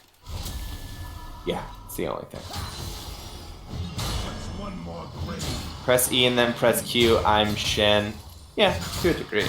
But you also... You didn't push RE though, so... Yeah, and then at some point... Yeah. W is pretty important.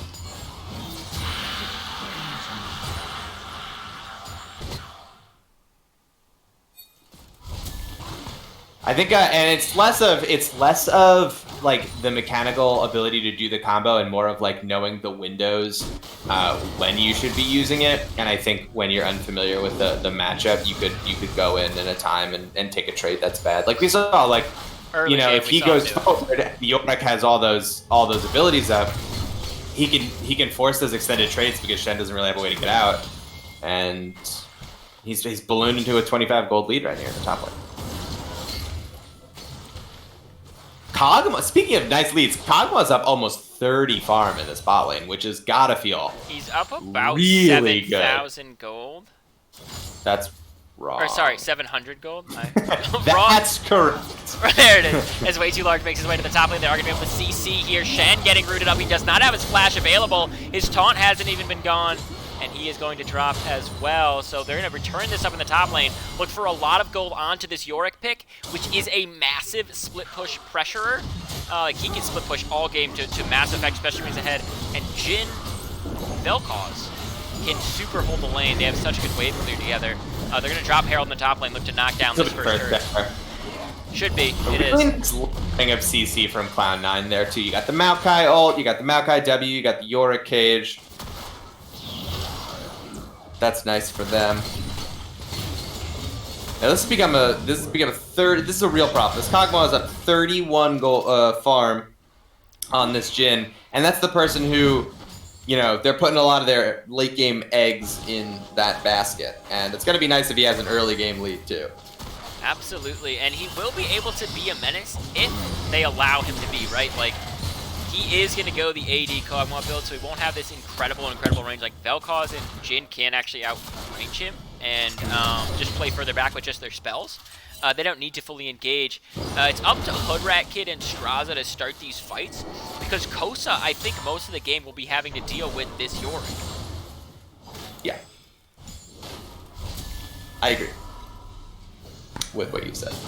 Oh no, I've rewinded the game about 15 minutes. Hang on. I'm at 12:20 right now, 12:21. Yeah, and they're going to just catch out Hoodrat Kid. He's going to force his flash away from the cage. And Kosa even dropped the ultimate. Okay. He's trying to do a stack check on Vigor.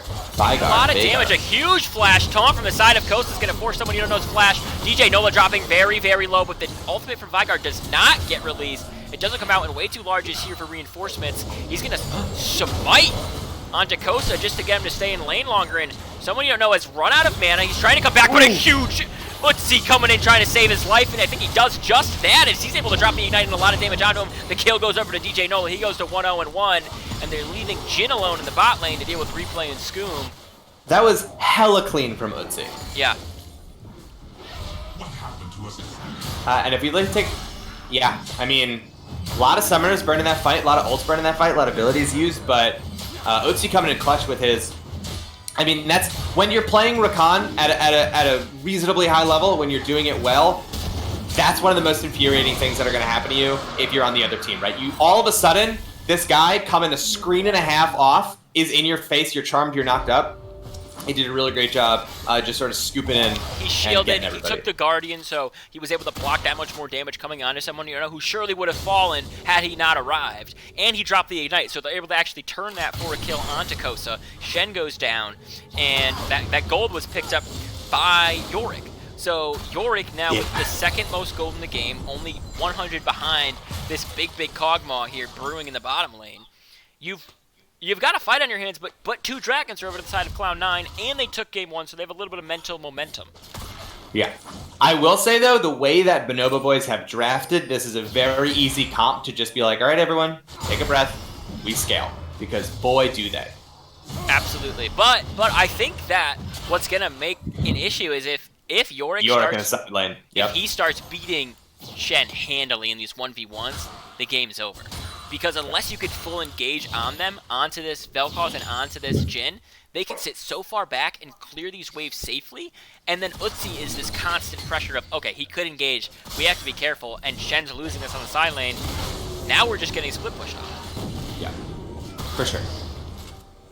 And that's scary. It's hard to deal with a split push threat like Yorick when you either need to send one person who absorbs that pressure because he's so good in the 1v1, especially if he's ahead, or you send multiple people, and then congratulations, your split push worked, and the rest of your team can take something somewhere else. Right. So Yorick is one of those particularly scary split push champions when they get ahead, because they can even 1v2.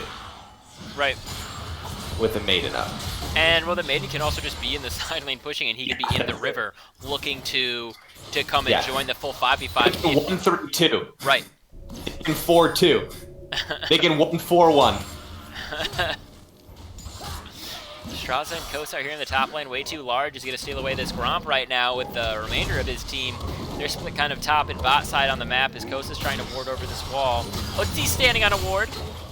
Doesn't really care though. He's going to poke him down, and way too large now is going to find Kosa. He's now going to find Straza as well. The cage is going to go down, not finding anybody. And DJ Nolan and way too large are going to back up out of this jungle.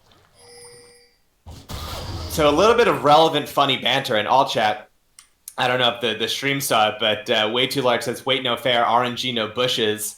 How much did you pay Rito?" Because with the Infernal Soul, a lot of the bushes around the map go away, which actually is somewhat significant to Maokai because he can't throw any saplings in those bushes They won't anymore. get that increased damage, but it looks like they are going to get this.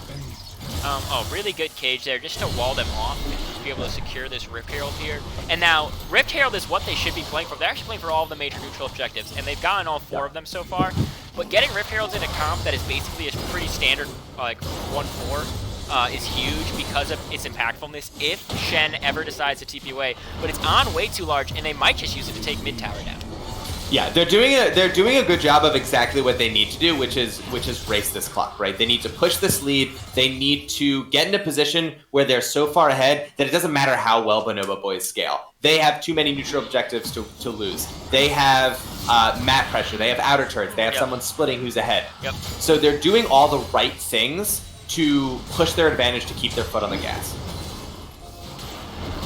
A nice Feeder Cage is going to slow this Maokai, but I don't think it's really going to matter. It's going to mean too much. Both of the bot laners are still bottom, and they are going to be able to drop the Rift Herald right now. The Maiden is still up, so they're going to have so much pressure. They might be able to take this first tower before the charge even goes off. And the Feeder Cage is going to slow him a little bit, but not that much. Not too much. The ult from Utzi is dropped, but he's going to opt not to go underneath this next tower as the Rift Herald's waiting to charge. Here comes the charge. He's going to knock one of them out of the way, and he's going to hit it. Now it's way too large is going in. This is a lot of damage.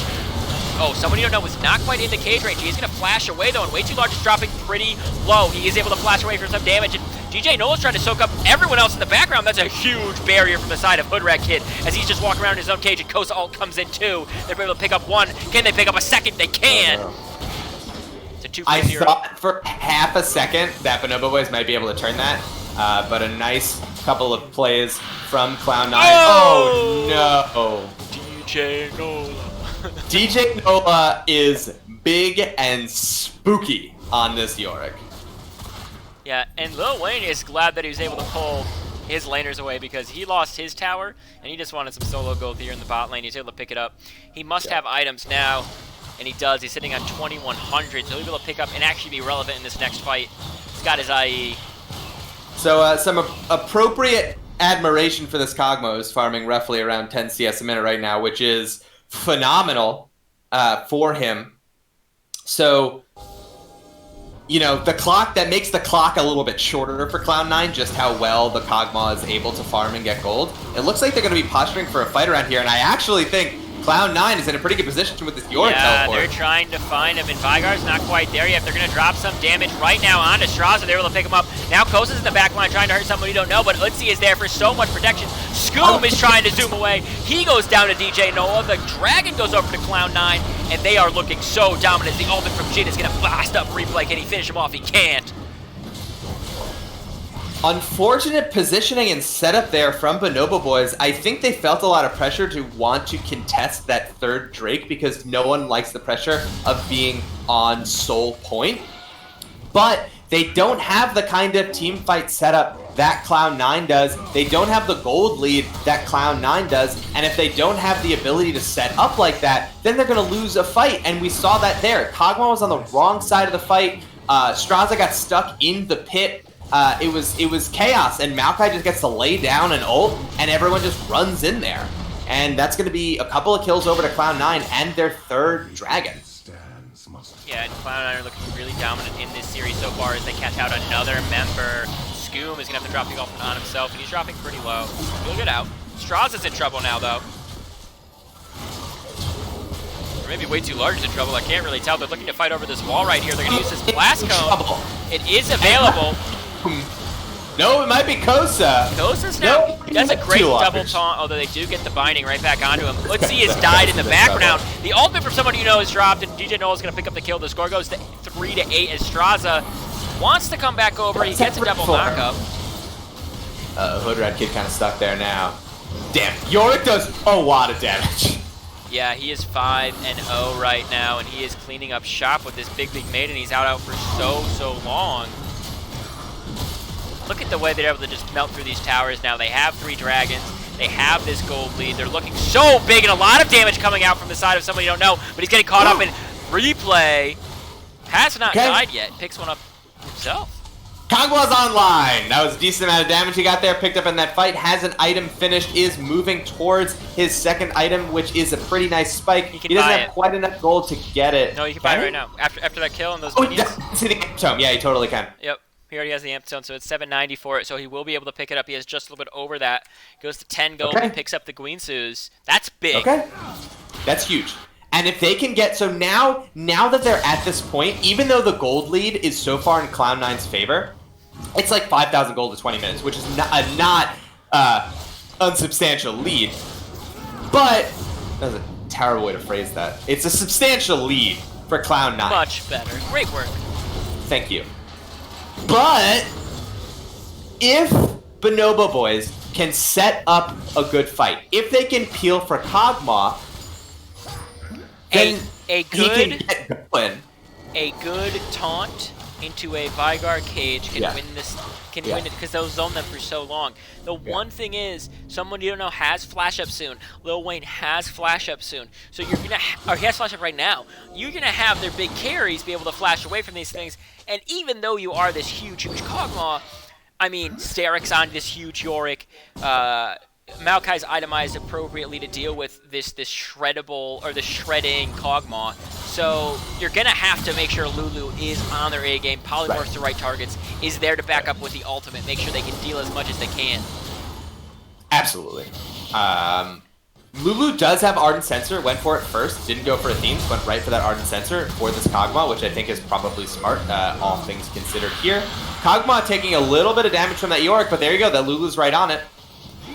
Kosa here, looks like everyone's going there. He's a little far out without turrets, but he's going to go and do some sick alcove gameplay and back up there, which is nice. Cloud9 is going to try to find him, but he's going to be out.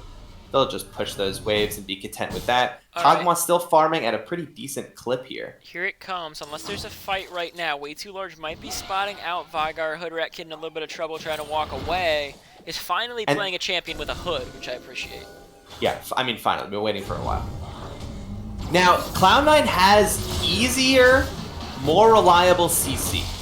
So, it's easier for them to catch someone out of this. A lot of damage on to Way Too Large. And Utsi just CCs everybody in that fight. So much my screen lags. And here comes the rest of Cloud9 trying to do damage, but they catch out someone you don't know. He has to flash away. The Guardian's going to keep him safe for a minute longer, but Kosa's going to pick up the kill. Now they're still fighting, and Straza's going to drop low. The bounce does kill him, and a kill goes over to Little Wank. But it looks like Bonobo Boys are cleaning up this fight. The score goes to 6-9. Nice. 7-9, even nicer. And here they go. They're looking for the rest of it, and they get it. A double kill here for Straza.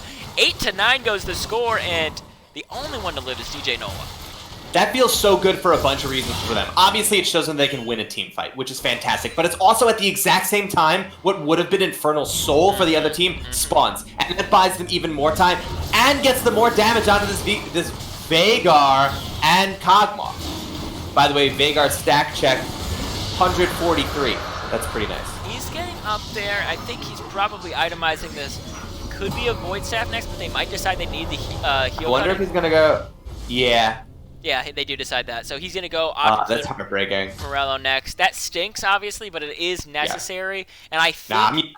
if I'm this Veigar, I'm yelling at Kane to buy an Executioners. I don't care. I don't want that Morello. That's garbage. Yeah, I mean, the thing is, like, mid lane and jungler aren't going to be auto-attacking you, so they're not going to be able to proc it if you get the Bramble Vest. So what it comes down to, too, is, like, okay, Kog'Maw is probably rushing QSS right now. And they realize Kog'Maw is their win condition, and they're like, okay, Kog'Maw don't get it, I'll get it here. But I think you still have Kog'Maw just spend the money for it, because especially if he goes into Runaan's, he's going to be auto-attacking multiple people. True, true. I will say, yeah. I mean, it's also easy for Kane to apply. Right.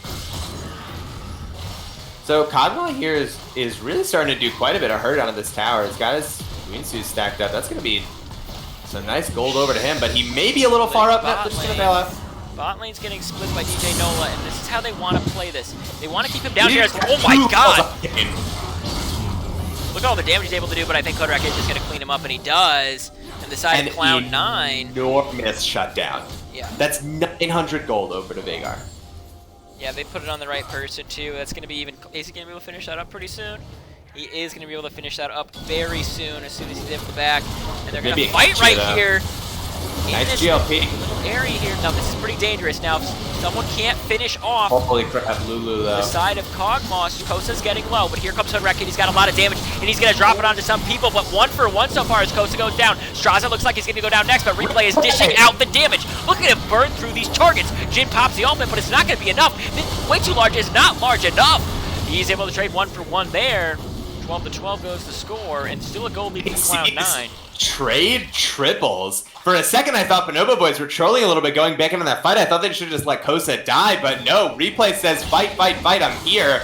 Moves up and takes a triple kill, and he is very much online here. 2 things I want to point out about the draft this time. They didn't pick Jarvan support, they picked Lulu.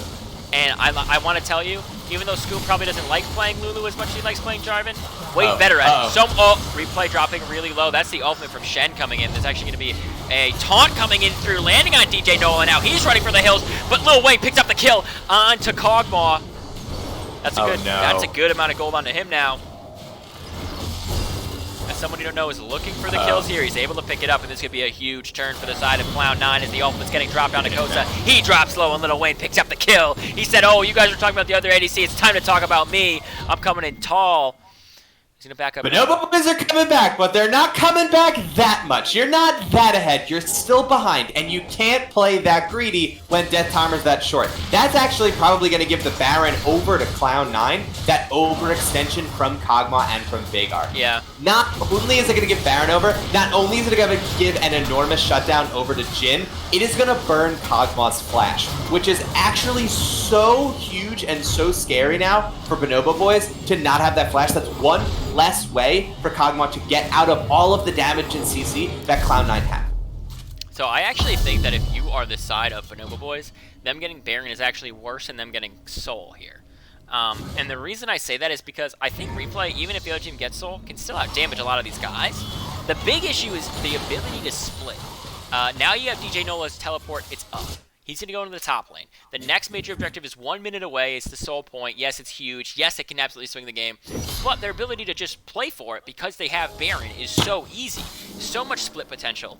Now you have their ability to clear waves and stay even safer further away from this Kog'Maw because the minions can help deal with stuff. Is present. We're seeing that in the mid lane right now as Jin kind of shuffles back and forth and helps with vision. I mean, Baron gives them so much control over how Bonobo boys have to allocate resources. Yeah. I think I'm gonna be honest with you, I think between Baron or Soul, I don't want them to take either if I am Bonobo boys. So I think they both have their own sort of special hell that they can force the Bonobo boys into with. And it's interesting to see this Yorick not going into his side lane. Actually, Kosa is the one who's splitting and taking an objective. Now his ultimate will be up soon. His teleport is already up. And Jin is the one in the bot lane away from the team right now. As someone you don't know is actually getting caught out. This could be big. He has to burn the flash. He's away now. Mudrat Kid getting slowed, and so is Straza as they walk into some Meowkai. Although he's got a, yeah, here he comes. So there's the TP from Shen. Straza actually has the inside track, but he might get blown. He went a little too deep, but he's going to drop the ultimate, and they're going to stun up. This is a pretty good cage. It stuns up 2 people. And here comes Utsi back into his team. He ran a little bit too deep, and they're dropping a lot of damage on Kosa. He will go down, but Hoodwreck Kid's in the back lane. He's looking for some kills now in the front of the fight. Straza's getting low. Way too large is trying to zone. Straza did go down on the other side. Way too large was able to help pick up that Kog'Maw, which was so important, but they don't have the smite now. Scoom trying to go zoom. Unfortunately, sent his doom. And I think Bonobo boys go boom. I think they might go boom in game 2 here as we see the Soul picked up from Cloud9. Yeah. You know what would have saved Kog'Maw and that fight? Flash. His flash. Yep. Yep, and now DJ Nola is able to just get so much damage onto this tower because of these baroned up minions. He is going to get stunned up into some damage dropped on him, but he's stupid tanky. Yeah. So Cloud9 looking to presumptively take a clean 2-0 lead here. A couple of bumpy spots in the middle of this game, but it looks like with this Baron and this Soul, they do have the clear advantage in this game. Take down the middle inhibitor. Now, if you're Bonobo boys, you could say, all right, Kog'Maw, sit mid, farm up supers for a while. There's no objective on the map for 3 minutes. Yeah. The next fight isn't going to be for another 2 minutes at least. So if we're playing this right. So, Kog'Maw, farm your face off right now. Everybody off else. These supers. Take every jungle camp. Get big, get flash back up. Don't burn it. His flash will be up for the next fight. And pray to God you get, I mean, Kosa's been playing really nicely in these team fights. He got a nice 3-man taunt off, but unfortunately, it wasn't enough. But, the closer Kog'Maw gets to full build, the closer that those kinds of plays end up working. I hate to say this, but I think Straza, game 3, unless they're able to turn this one around, might want to opt to not take Kayn. I think them prioritizing that doesn't allow them to have the comps they absolutely want. And I think if he was playing a more CC-heavy role, like, yes, Red Kayn does provide decent CC, and yes, he can disrupt team fights in a good manner.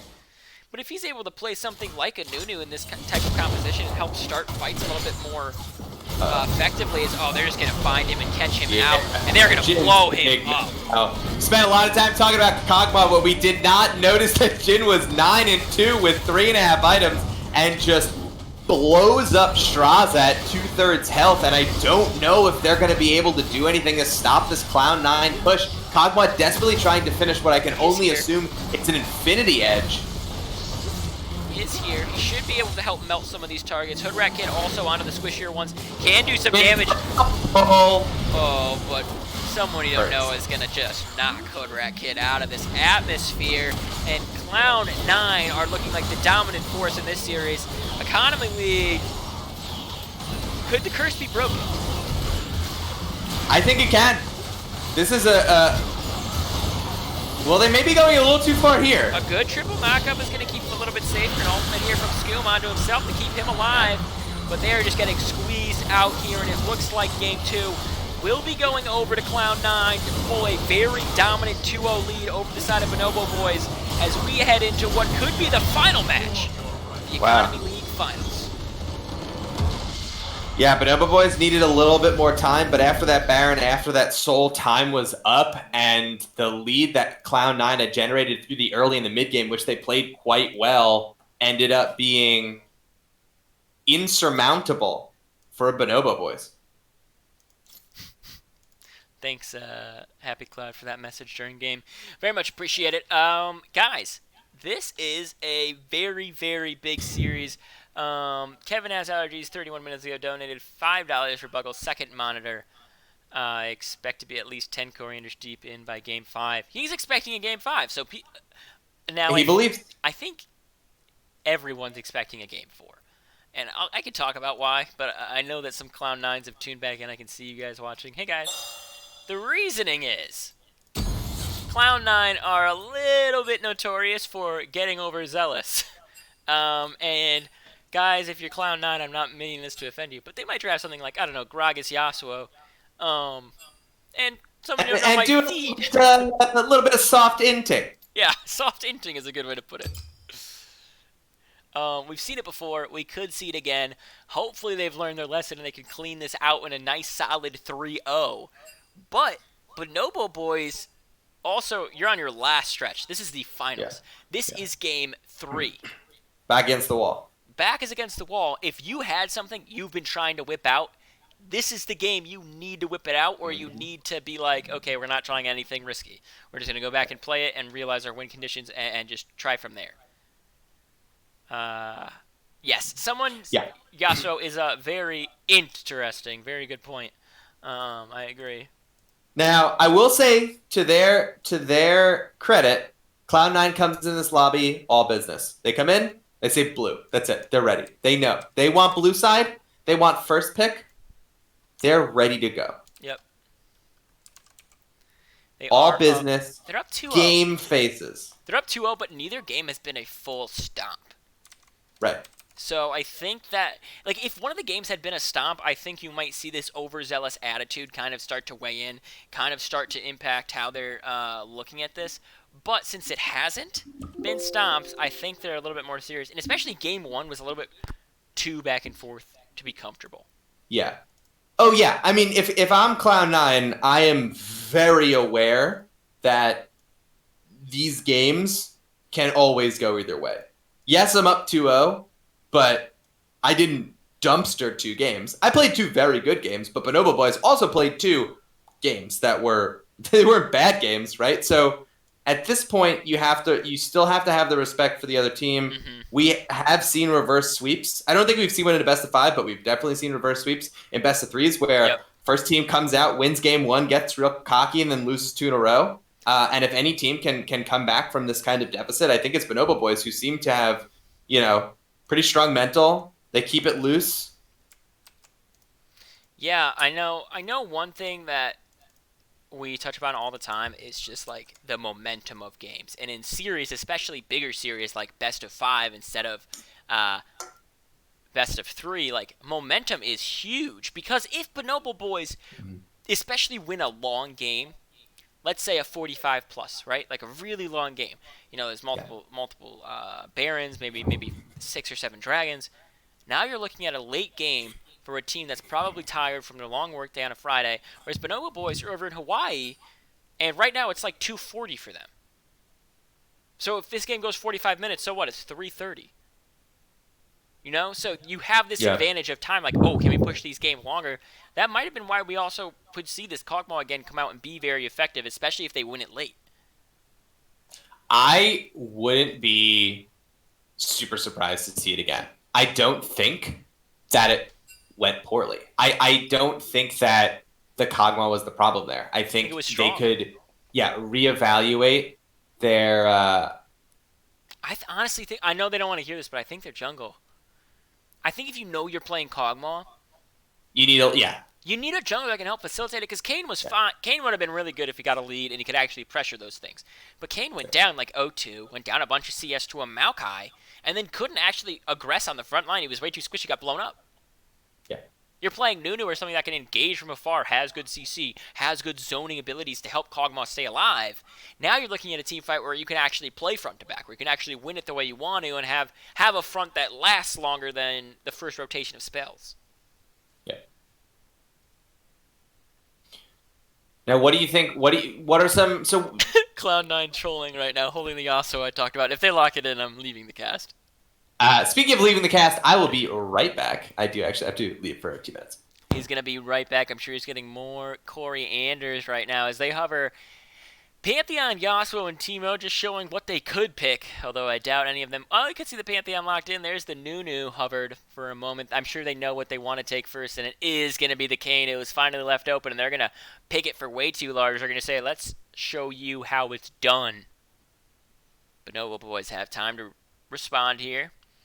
They're going to pick the Volibear again here for the top lane, I think. 19 steps again highlighting this message. I'll read it. Hey, it's Bugleberry Finn, a.k.a. Clutch FG, a.k.a.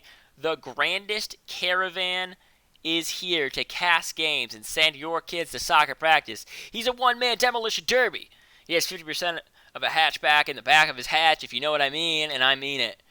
Bonobo Boys pick up Volibear and Ezreal here. I think Ezreal's a really good safe pick for their ADC. He's been kind of playing front to back. Oh, and Cloud9 are just getting what they wanted for Game 3. The Taric hovered. I'm assuming it's a lock-in for Utsi. Utsi is screaming for it. He hasn't been able to play it yet this series, although he's been playing phenomenally. It is locked in now. They're looking at their second pick here.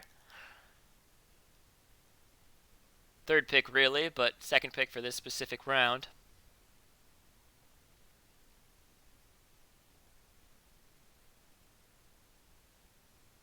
Silence is deafening.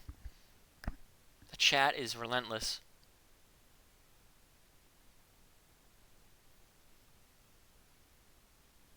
Sivir is picked up, so they're playing a really, really safe, hard engage comp.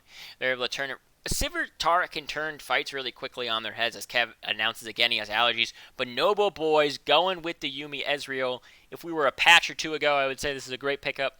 Now it's a little bit harder to play. In fives, maybe easier than in your solo queue, but Yuumi gutted with that new E mana change. So we are going to see the Rumble now banned out. They held off on that ban, but they're going to ban it out now. Graves is going to be banned out, so they're going to be focusing here on this Straza pickup. I think Cloud9 are probably going to double ban jungle here. I don't see them banning out mid, although they could. Assuming another mid ban from Bonobo boys, and it is going to be the Vel'Koz now. Oh, they are going to take away the Vigar. They're going to take away the simple cage. Something that can actually mess this comp up a little bit.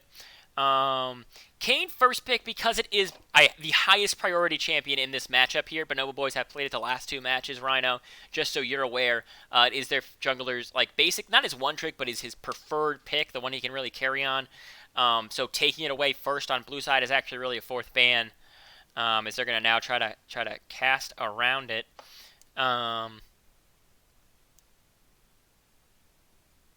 And they have picked some really good people, like Sivir and... Oh, this is going to be Kosa's Kale. This is the switch.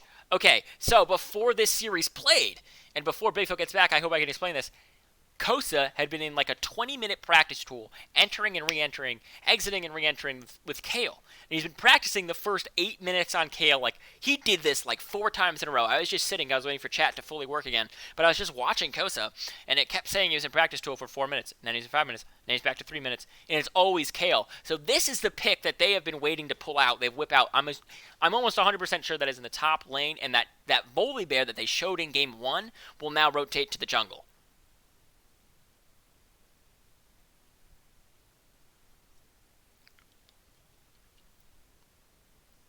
Set is picked up for Cloud9.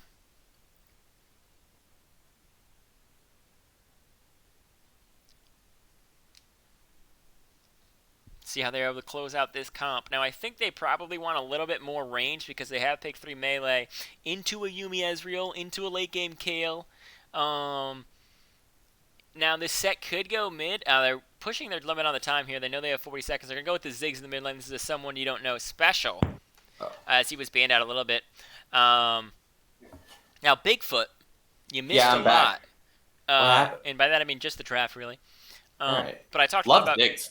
Kosa's Kale and the rotation of the Volibear into the jungle, which is what I'm assuming it is. He basically, before this game, I was explaining, he had spent a whole hour in practice tool on Kale.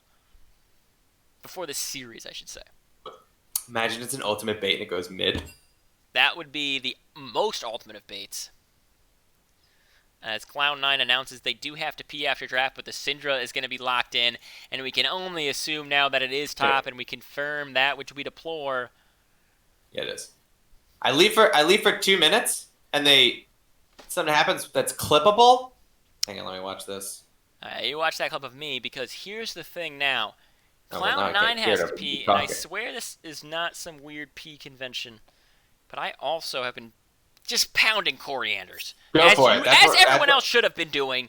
I've been pounding corianders, and I just went to pee. So you go take your time. So I'm gonna go pee now, and I won't do it live on stream. But just in case they start it live on stream, I'm gonna switch my screen over to the pick ban phase in case they pee faster than me. Okay. So taking a look at this draft here. Before they start, it's not on the screen, but hopefully everyone, of course, with excellent memories knows exactly what everyone picked. But I'm really just digesting this for the first time now. Cloud9 gets the Kayn in the jungle with what appears to be set top. All right, so the jungle. Let's go tops to bots. So you got set into Kale, which I would imagine is quite difficult for Kale early. But of course, Kale, hitting level 16. A real terror, especially with that Yuumi that can attach to her. Looking in the jungle, it looks like it's going to be Kayn versus Volibear. Hoping to see some nice dives from Volibear. Volibear jungle, pretty nice, decent clear, pretty good ganks. Has an excellent ability to dive with that ultimate, which turns off towers for a full 3 seconds, which is crazy. I hear a lot of typing in the thing. Made me exhale. Okay, all right. Mid lane matchup, Ziggs into Syndra. Actually, not too rough for either. I think that's a pretty decent lane for both. Ziggs actually can be quite an annoying pick into some ranges. He can kind of some ranged control mages. He can sit out of range and toss his stupid bombs at you and flip you off minions. Pain in the ass. And then Sivir Tarik rounding out into Ezreal Yuumi. Ezreal Yuumi, a staple of competitive play in amateur and professional leagues alike. Whereas Sivir Tarik, you don't see a lot of, but I do really like Tarik. Whoa. I think Cloud9 wants to team fight. Tarik is an excellent team fighting champion. They've also been trying to play this. I mean, we saw the Tarik banned away in game 1. Yeah. We know it's a pick they've been wanting to run. Utsi has been looking really solid on the 2 champions he has played. Hasn't played a repeat champion yet in the series, so... Yeah. I like one thing to note that I like. Noted. Cloud9 has gotten to ban the same 3 champions every single game. Whereas Bonobo Boys has been forced to adapt after every single game. You get it all? Anything else? That's it. Wow. And a large prize. And a large. Okay, your total will be Cloud9 3-0 over Bonobo Boys. But it's nice, right? Because that's the benefit of winning these games, because there's always going to be something where the other team might be like, you know what, maybe we prioritize banning that over this, or like, you know what, that was a really good pick from them, I don't want to see it again next game. They really messed with what we were trying to do. Whereas Cloud9 is just cruising, and they're just like, yeah, alright, I don't want to see Zodiac or Mordecai. So I think that a lot The only of thing they've changed up is the order they've banded it. Now, Kane hasn't won a game yet this series. Mm-hmm. He's on Cloud9 this time. I will say... Wait, no, you're right. I like Volibear a lot in the jungle here. And I like that they have thrown their who can carry the game at different parts on the side of Bonobo Boys. They've spread it out this time, right? They're not just relying on a Kog'Maw. Yes, they have the Kayle late game. Could come online. Could carry the game if we get there. If we can push Kayle to that late game spot, if we can let him get that side lane experience alone, huge. But Volibear Syndra, mid game, can help carry you to that late game. They've kind of started to spread this out a little bit and realize, okay, we need multiple win conditions. How do we draft so we get that? And I think the draft this time, although not as chutzpah showing as the side of Cloud9, I really like it. I mean, Ezreal Yuumi, too, is just super safe. Yeah, I agree. I think, kind of like you mentioned, I think that Bonobo Boys, like you said, they have a better way of bridging strength. Yeah. Last game, the Veigar, the mid game was shaky, and we saw Cloud9 be able to take that advantage and run with it. But like you said, the 2v2 is stronger in the mid game. They can do a little bit better of a job bridging into this Kayle, because at a certain point, if Kayle hits level 16 and Yuumi attaches to them, I don't know what Cloud9 can do about that. Yeah, especially if Volibear can punish. I think Ziggs lanes are really, really punishable. I think well-coordinated Ziggs players, and I know someone you don't know is a good Ziggs player. We've seen him play it multiple seasons. However, I think right now in the meta, it's relatively weak, especially against kill pressure like Syndra Volibear. I think that if you fall behind on it, it's really, really just fails to impact the game. Your wave clear becomes poor. You have to itemize into that Ludens to help clear waves, and then you're super, super squishy. We see it be very impactful when the team that's running it gets a big lead, and then you use it to basically blow up towers with the Rift Herald, right? Because if you get the Rift Heralds and you're running Ziggs, you can blow up towers to like nothing. Basically just insta-charge into it and it's over, tower's gone, continue to push. You can zone with some Ziggs stuff. But it's very hit or miss, in my opinion at least. Yeah. I don't have anything to add to that. That was an excellent analysis. You have nothing to add to that. Psych! I think everything you just said was wrong, and here's why. They do... Cloud9 does have, one of the things you mentioned there, in a small pivot, have excellent tower taking on their team. Mm-hmm. Post 6, Sivir actually does quite a bit to towers. One of the things that I like about Sivir is that you can bounce or W off towers. So in the same kind of way that Triss bombs can clear a wave, if you can push into towers, get a lot of pressure, and force the other team to back, you can clear the wave and attack the tower at the same time, which lets more waves crash from the tower, which lets you get more and more plates. And something like Ziggs can just sort of pivot around these little lanes and toss W and blow up a tower. Yeah, one thing I was talking about while you were gone to during the casting of their pro draft or their PentaQ draft was that Tarek Sivir has a go button, right? And they could go all in with their whole team and basically just have this invulnerable moment to see if they can pick somebody like Ezreal, somebody like Syndra. Kayle does a good job negating that with her ultimate, but they have really solid damage depending on what set and Kayn build. And I'm assuming that they're going to build more aggressively, being 2-0 up. At the same time, though, Bonobo Boys does have... Yeah, they have the Kayle ult to mitigate that, but all their champions can sort of pull back, right? Syndra actually has a pretty far effective range and is decent at kiting if you can land a nice stun or a knockback. Ezreal, quite slippery. Yuumi can help anyone speed up. Wait! Side note, Scoom can zoom.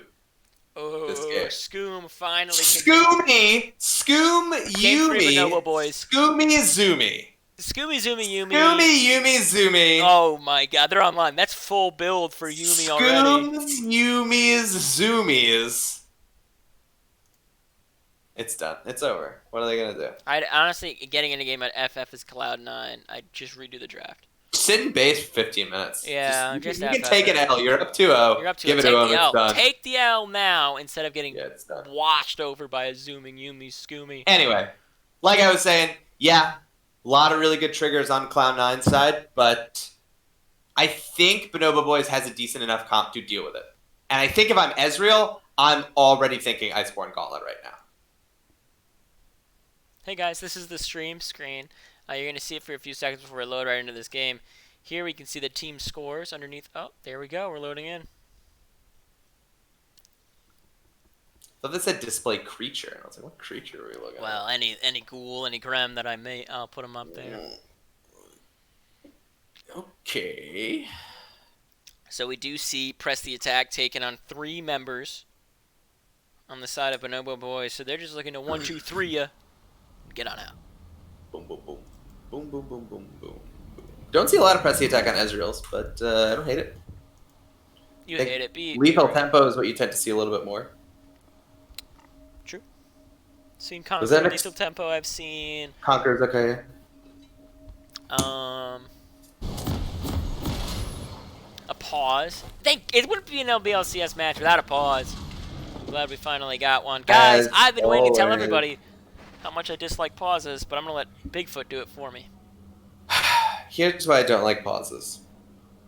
When a team pauses the game, so good what so happens is that the game cannot progress past the point at which it was paused. God damn, that's so true. And when you want to watch a game, Preach. You are watching it for the progression. Yes.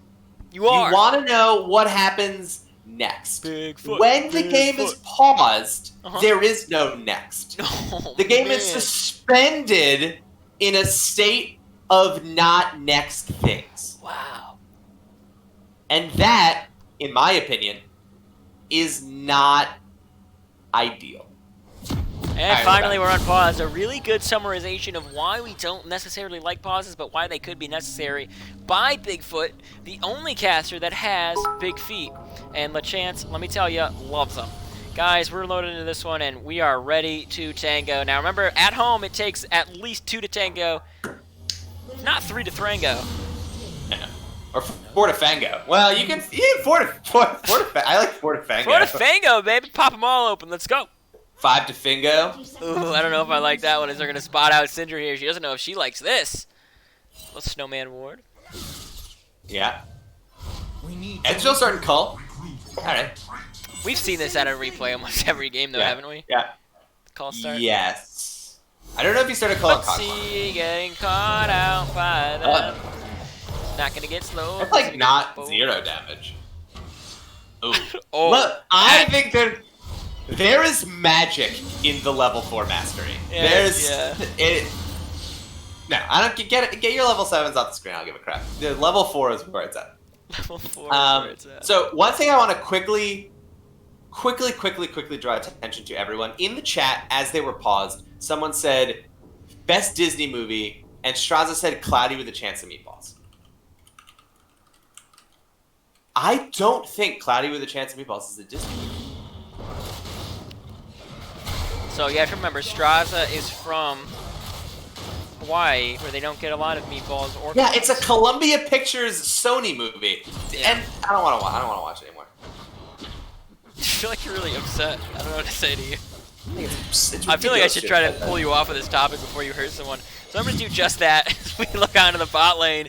It's both teams attacking each other and farming the minions, and they're going to try to last strike these minion men in order to acquire item points in which they will spend in their respective shops by the fountains to gain more power. And if you're new to League of Legends, that's an excellent description. If you're new to capitalism, a shop is where you take currency and you exchange it to someone for goods and services at a price that they set based on the demand of the people. And the supply of that said Yes, correct. resource. Yeah. So now they know about both League of Legends and capitalism, what it's going to look like. Replay going in a little bit like Caps, getting stunned up a little too early as he's going to get some heals, and it looks like it is true. Scoom does go zoom on the Yume, and he's played it a few times as we see a really good use of that Airy combination, getting the heal, the reattachment with the Airy again to get that double shield as DJ Nola is now in a 1v2, and he's going to try to stun up Straza, but just get a little bit of CC onto him, and now he's going to back up. He does have that Haymaker available. He's going to burn that flash early. He's going to drop the Haymaker now, trade damage onto Kosa. Nice little gank there from Straza to force the flash out of DJ Nola, which is going to, it might not lead to a death of DJ Nola, but it's going to lead to a nice reduction in pressure for Kosa on this Kayle. One of the most painful parts of Kayle is that you really are susceptible to a lot of bad trades early on while your auto attacks are still melee, which feels pretty bad sometimes, especially since you are so weak. I do like that they started longsword. That's interesting. I might just be dumb, but I haven't seen that from Kayle. Although never flash mind. in from Straza up top means DJ Noel's just going to try to trade as much as he can. The Haymaker is not going to connect. The flash from Kosa is going to keep him safe as he gets first blood, and that's who you want it on, baby. All right, I stand corrected. It does immediately lead to a kill. I cast or curse that immediately, which is great. As we saw there, though, the Kayle went a little low, did have to flash, so that was a little dicey, but ultimately really nicely played from Straza. So much damage on the replay. The Ignite goes down. Doesn't look like it's going to be a kill, and Lil Wayne and Utsi going to back on up, but... And DJ Nola TP's right back on a lane, so he's not going to miss a beat in terms of farming, but it is nice for Kosa to have that extra 400 gold in his pocket to exchange for aforementioned goods and services. Nice job from Cloud9's bot lane to force the back on Ezreal. Ezreal is one of those champions that backing early kind of sucks, especially if you have that call. You do just want to sit and farm until you can get something like a pickaxe. You could theoretically get a tier, but I do think the pickaxe in general is a lot better to get first. But either way, buying this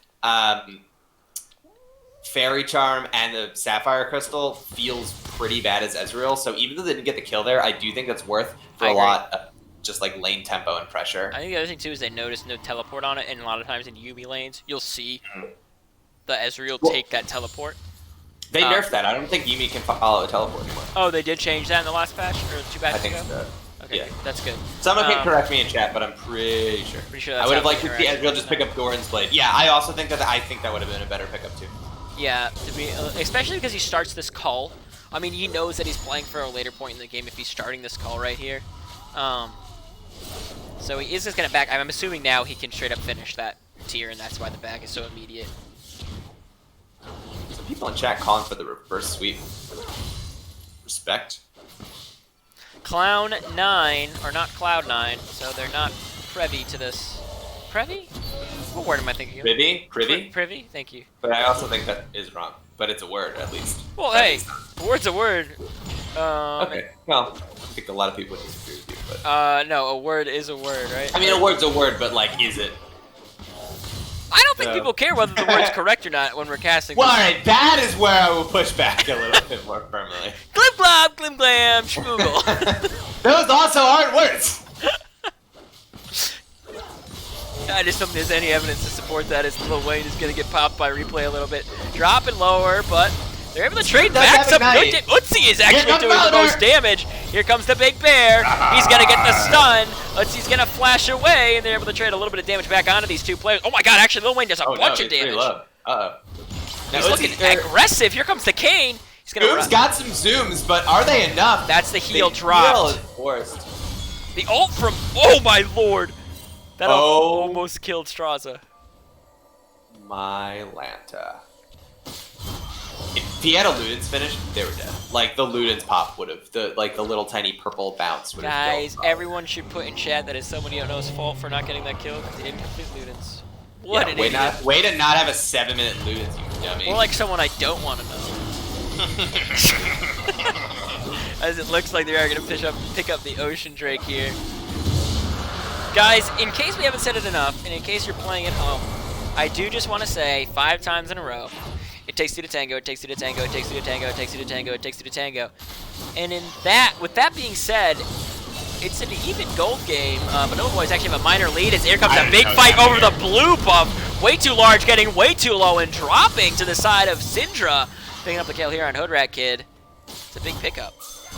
Yeah, it feels nice, especially when he's down 10 farm, so this kill is actually going to swing him over into the advantage lead in that lane. A kill, rule of thumb, obviously melee minions, caster minions, siege minions differ a little bit, but rule of thumb, a kill is worth about 15 farm.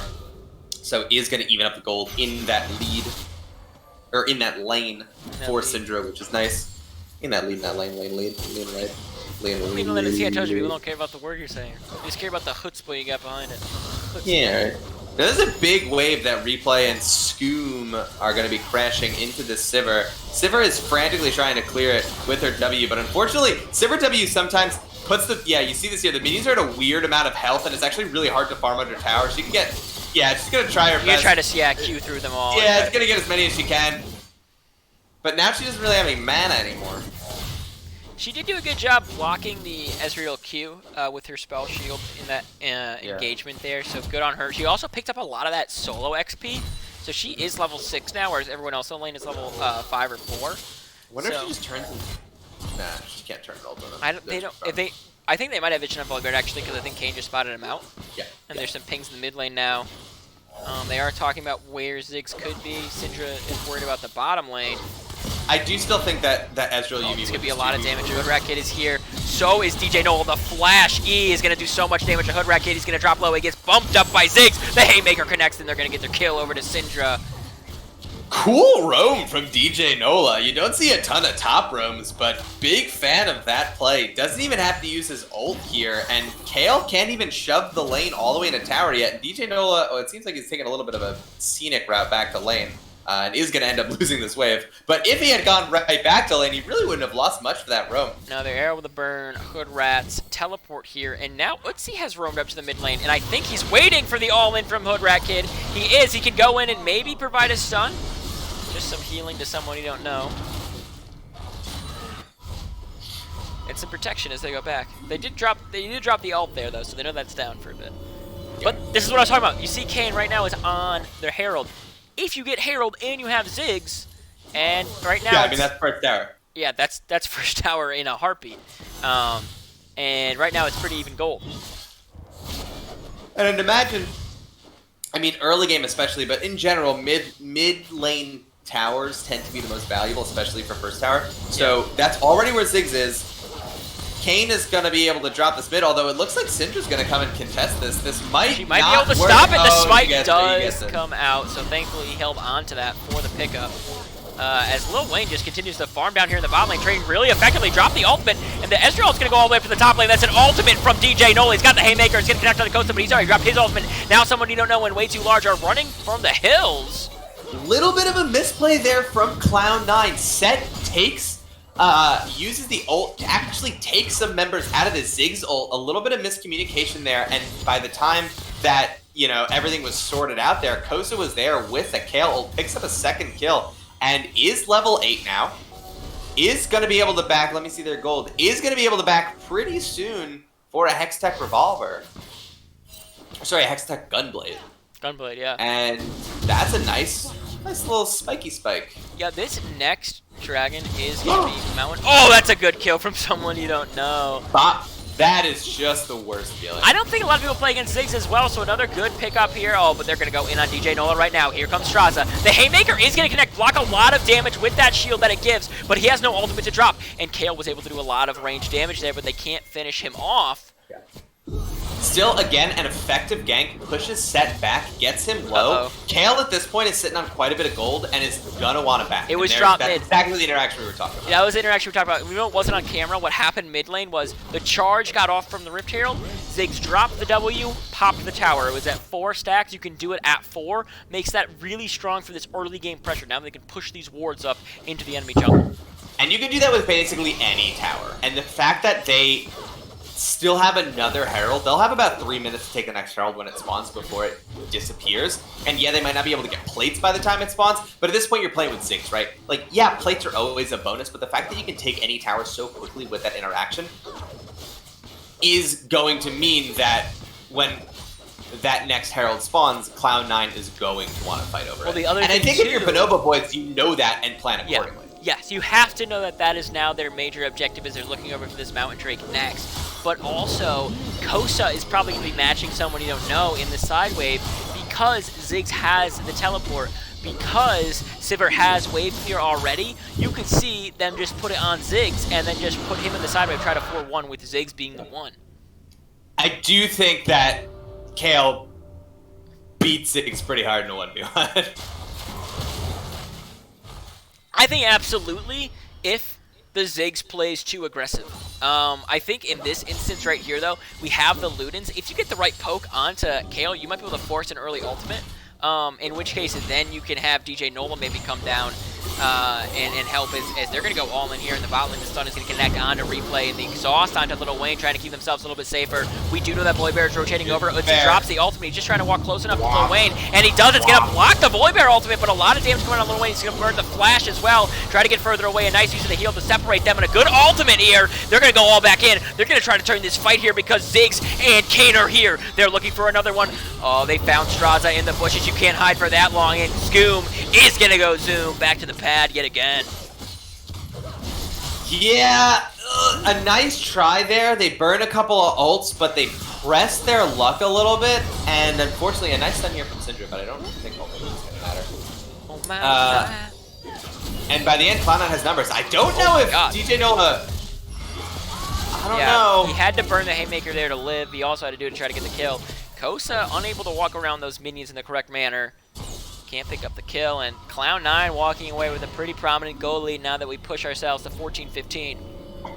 Yeah, but again, they're on a clock, right? They were on the Kog'Maw clock last game, they're on the Kale clock this game, and I think they're still doing the same kind of stuff they did last game in terms of the clock, right? They're getting neutral objectives. I think the Kale clock's ticking faster.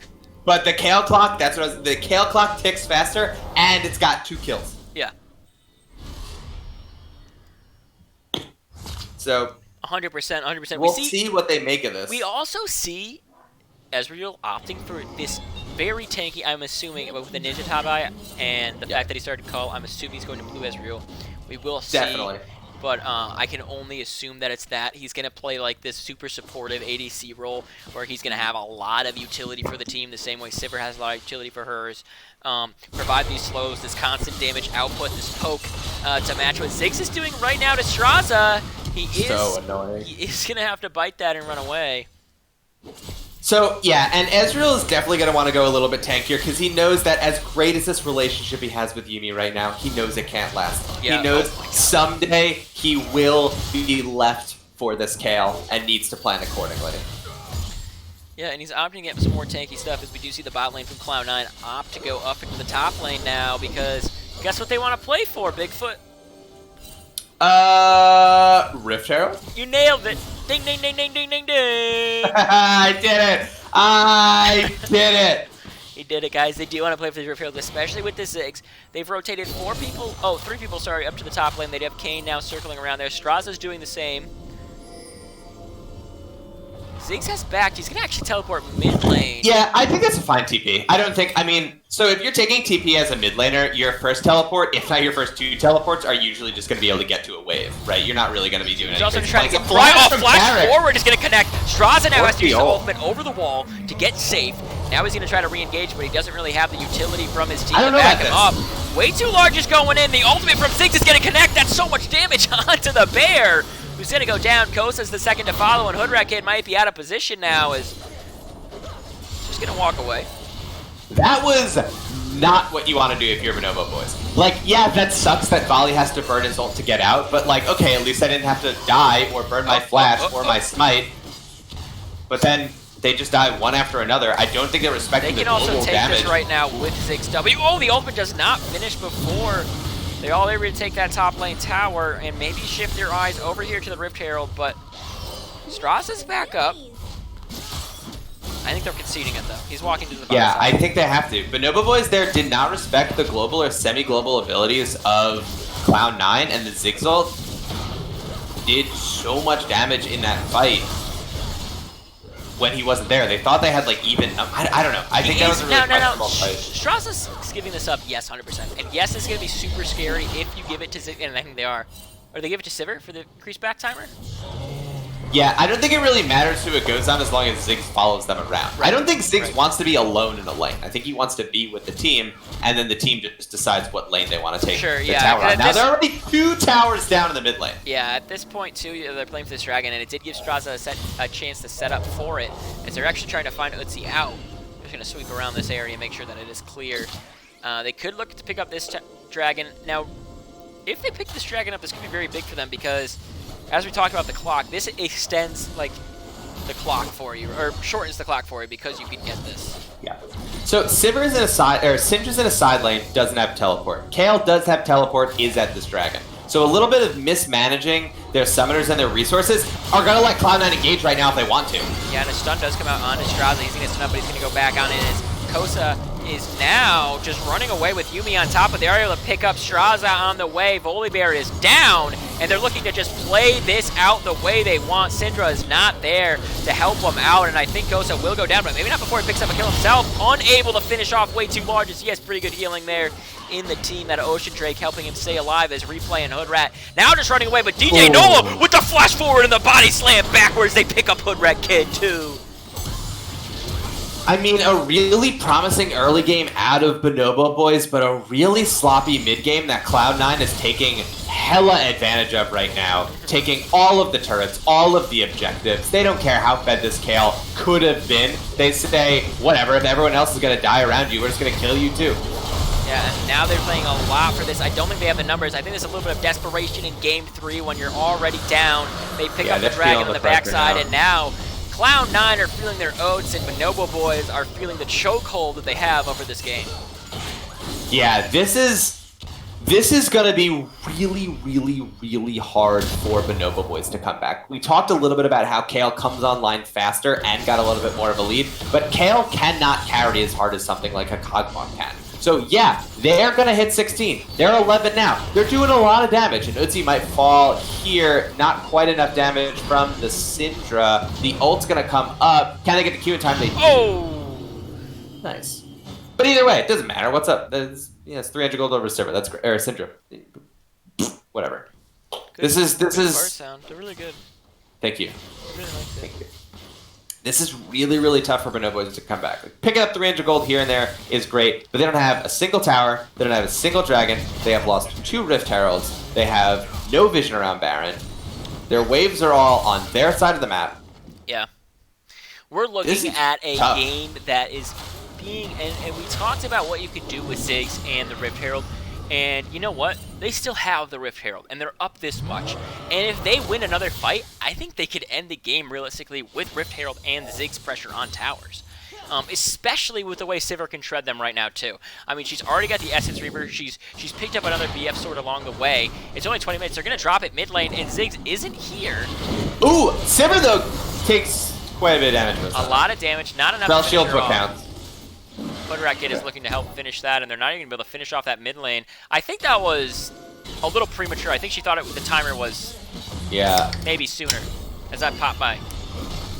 Coriander. Eighth Coriander. This might be a nice Hextech Gunblade active from the Kale. By a little bit of time there. But here's way too large. But Volley's there too. I don't know if this is actually a fight Cloud9 can take. Cloud9 I think can take it, and they're going to try to right Yeah, they now. can. And that's a huge ultimate Big here goal, from the always side big of goal. someone you don't know. They're burning through Ghost's ultimate. They are going to get the stun up, and Lil Wayne flashes forward aggressively. A good ultimate here from Yumi's going to stun up some people, and a nice follow-up from Syndra. She's got damage. Can she help finish it off? But she goes down as well. And it looks like it's a Ziggs on the 3-1. hunt. Yeah, Ziggs is going to get these guys, I think. Although it's a good Nah, exhaust. he missed the Q. It's a good exhaust from Yeah, Yumi. missed one Q and got exhausted. But here's DJ Nola just punching DJ Nola is a sick. cement structure, a stone structure, just punching it. He's sick, and he's saying, guys, end the game. I'm sick. I want to go to bed. I'm not on Hawaiian time like these Bonobo boys. Listen, if they're able to take this win late, I'm not going to be able to make it to a game 4. I don't think there's going to be a game 4. I don't think so either. I think Cloud9 did come in first, rightfully so, in the Economy League. We're this super dominant force. And now they're looking to close out a series 3-0 against the Bonobo boys. Oh, they just popped Kosa. And with Kale dead, what else can they do? Yeah, what else can they do? Oh my god, he just grabs the bear and throws him into the back line. Utsi actually is the one to pick up the kill. But Cloud9 are so big, and someone you don't know just trying to prove me wrong on this Ziggs pick. I know it was a big pick of his, but look at the way he just is able to do so much damage in these fights with his Luden's Rabadons. Yeah. I don't think that they can end on this push here, but it doesn't matter. They have 3 inhibs down, and their Infernal Soul is up in a minute and a half. Yeah, they're I forcing. think they just reset, go right to this dragon. Absolutely.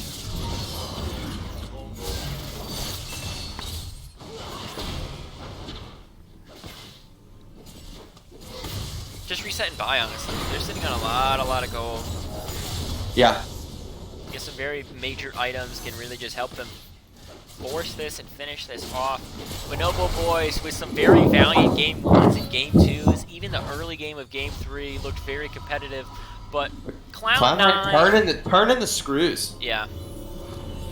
They're really turning it on here towards the end of game 3, and they are showing why they came in first and why they deserve this title this year.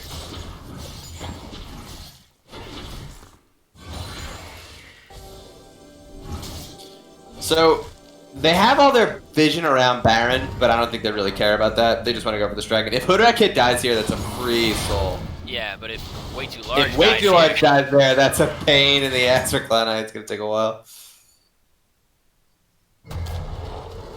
Yeah, and just look at all these supers pouring into the base. Yes, you have Kosa pushing bottom out pretty deeply. Oh, they are going for the Baron. They're going for the Baron. They're just going to try to suffocate them in their base. Alright, yeah. They know Kosa's I guess bottom. that, yeah. They're going to Baron into Dragon, although if... Yeah, they Do can they do even that. need to? Like, that's the thing, too. When you I don't know. If I'm them, I take the Dragon. Like, Why not? Infernal is so oppressive. good. If they, I mean, they could probably win with this Baron, but if they go right to Dragon, get Soul, and then just ARAM it, they win. Like, there's no... I mean, I think they could just have DJ Nolan, Utsi stand at the base right now, and they'd win. Yeah.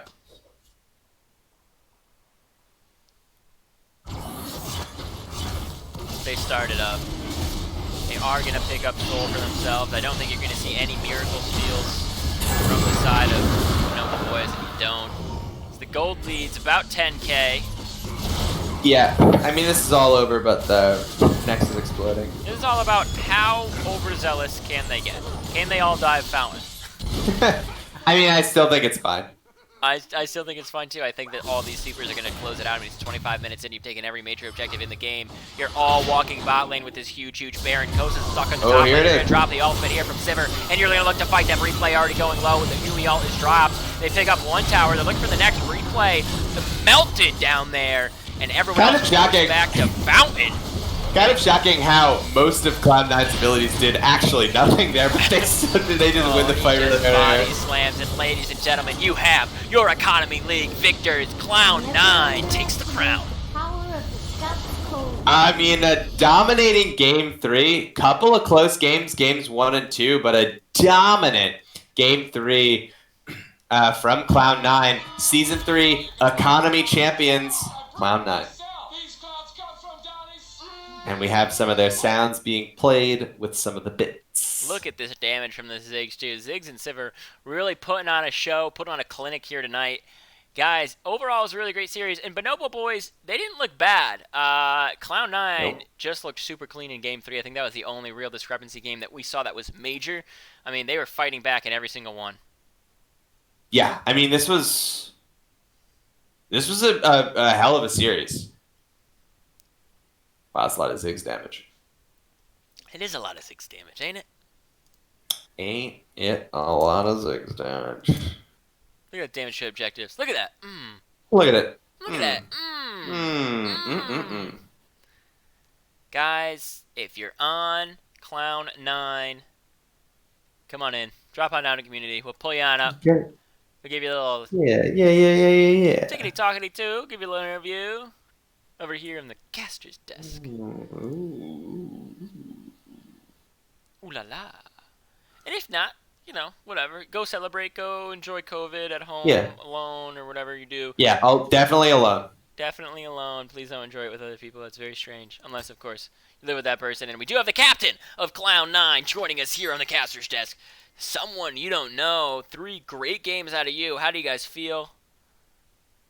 We're happy, and we're kind of hoping it would be longer. We were ready to like have Play a all long night. night of league, and those first 2 games were so close. Yeah, we were talking about that. God, that would have been stressful if that went 5 games. For all that close, man.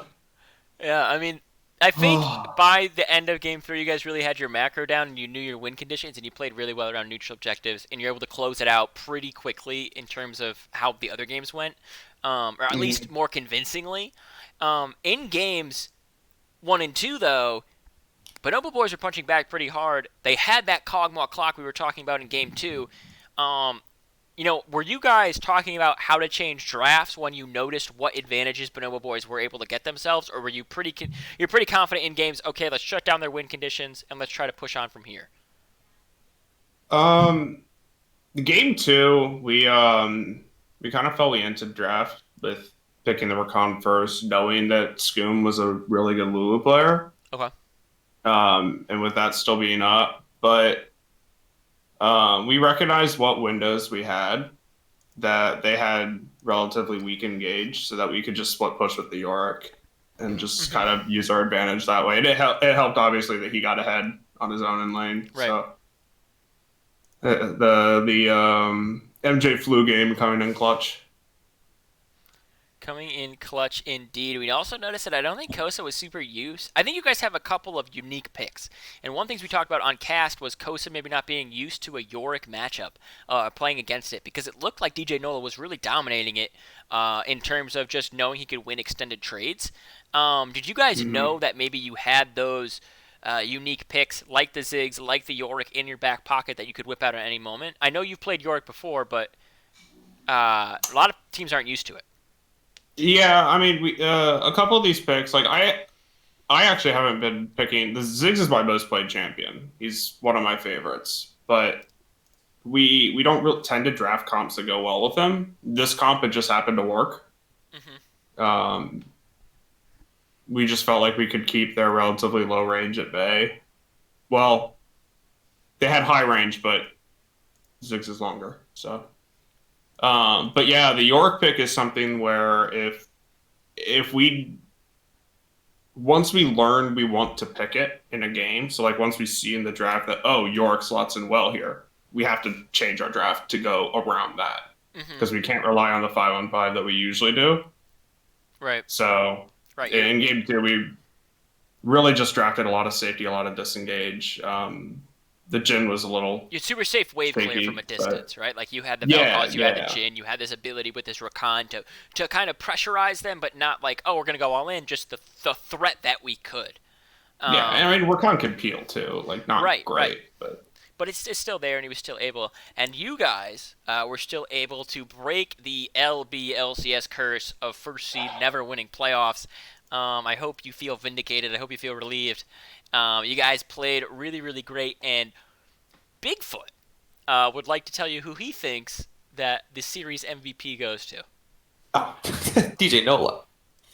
He was saying that since game one when he was DJ 0-16. Nola spent. I mean, game 3 is a little different because you were snowball at every lane, but DJ Nola spent game 1 and 2 just babysitting the other team's ADC while all of you guys got the glory. He's going 0 and 6, but spent 7 minutes in a team fight just standing on top of Ashe.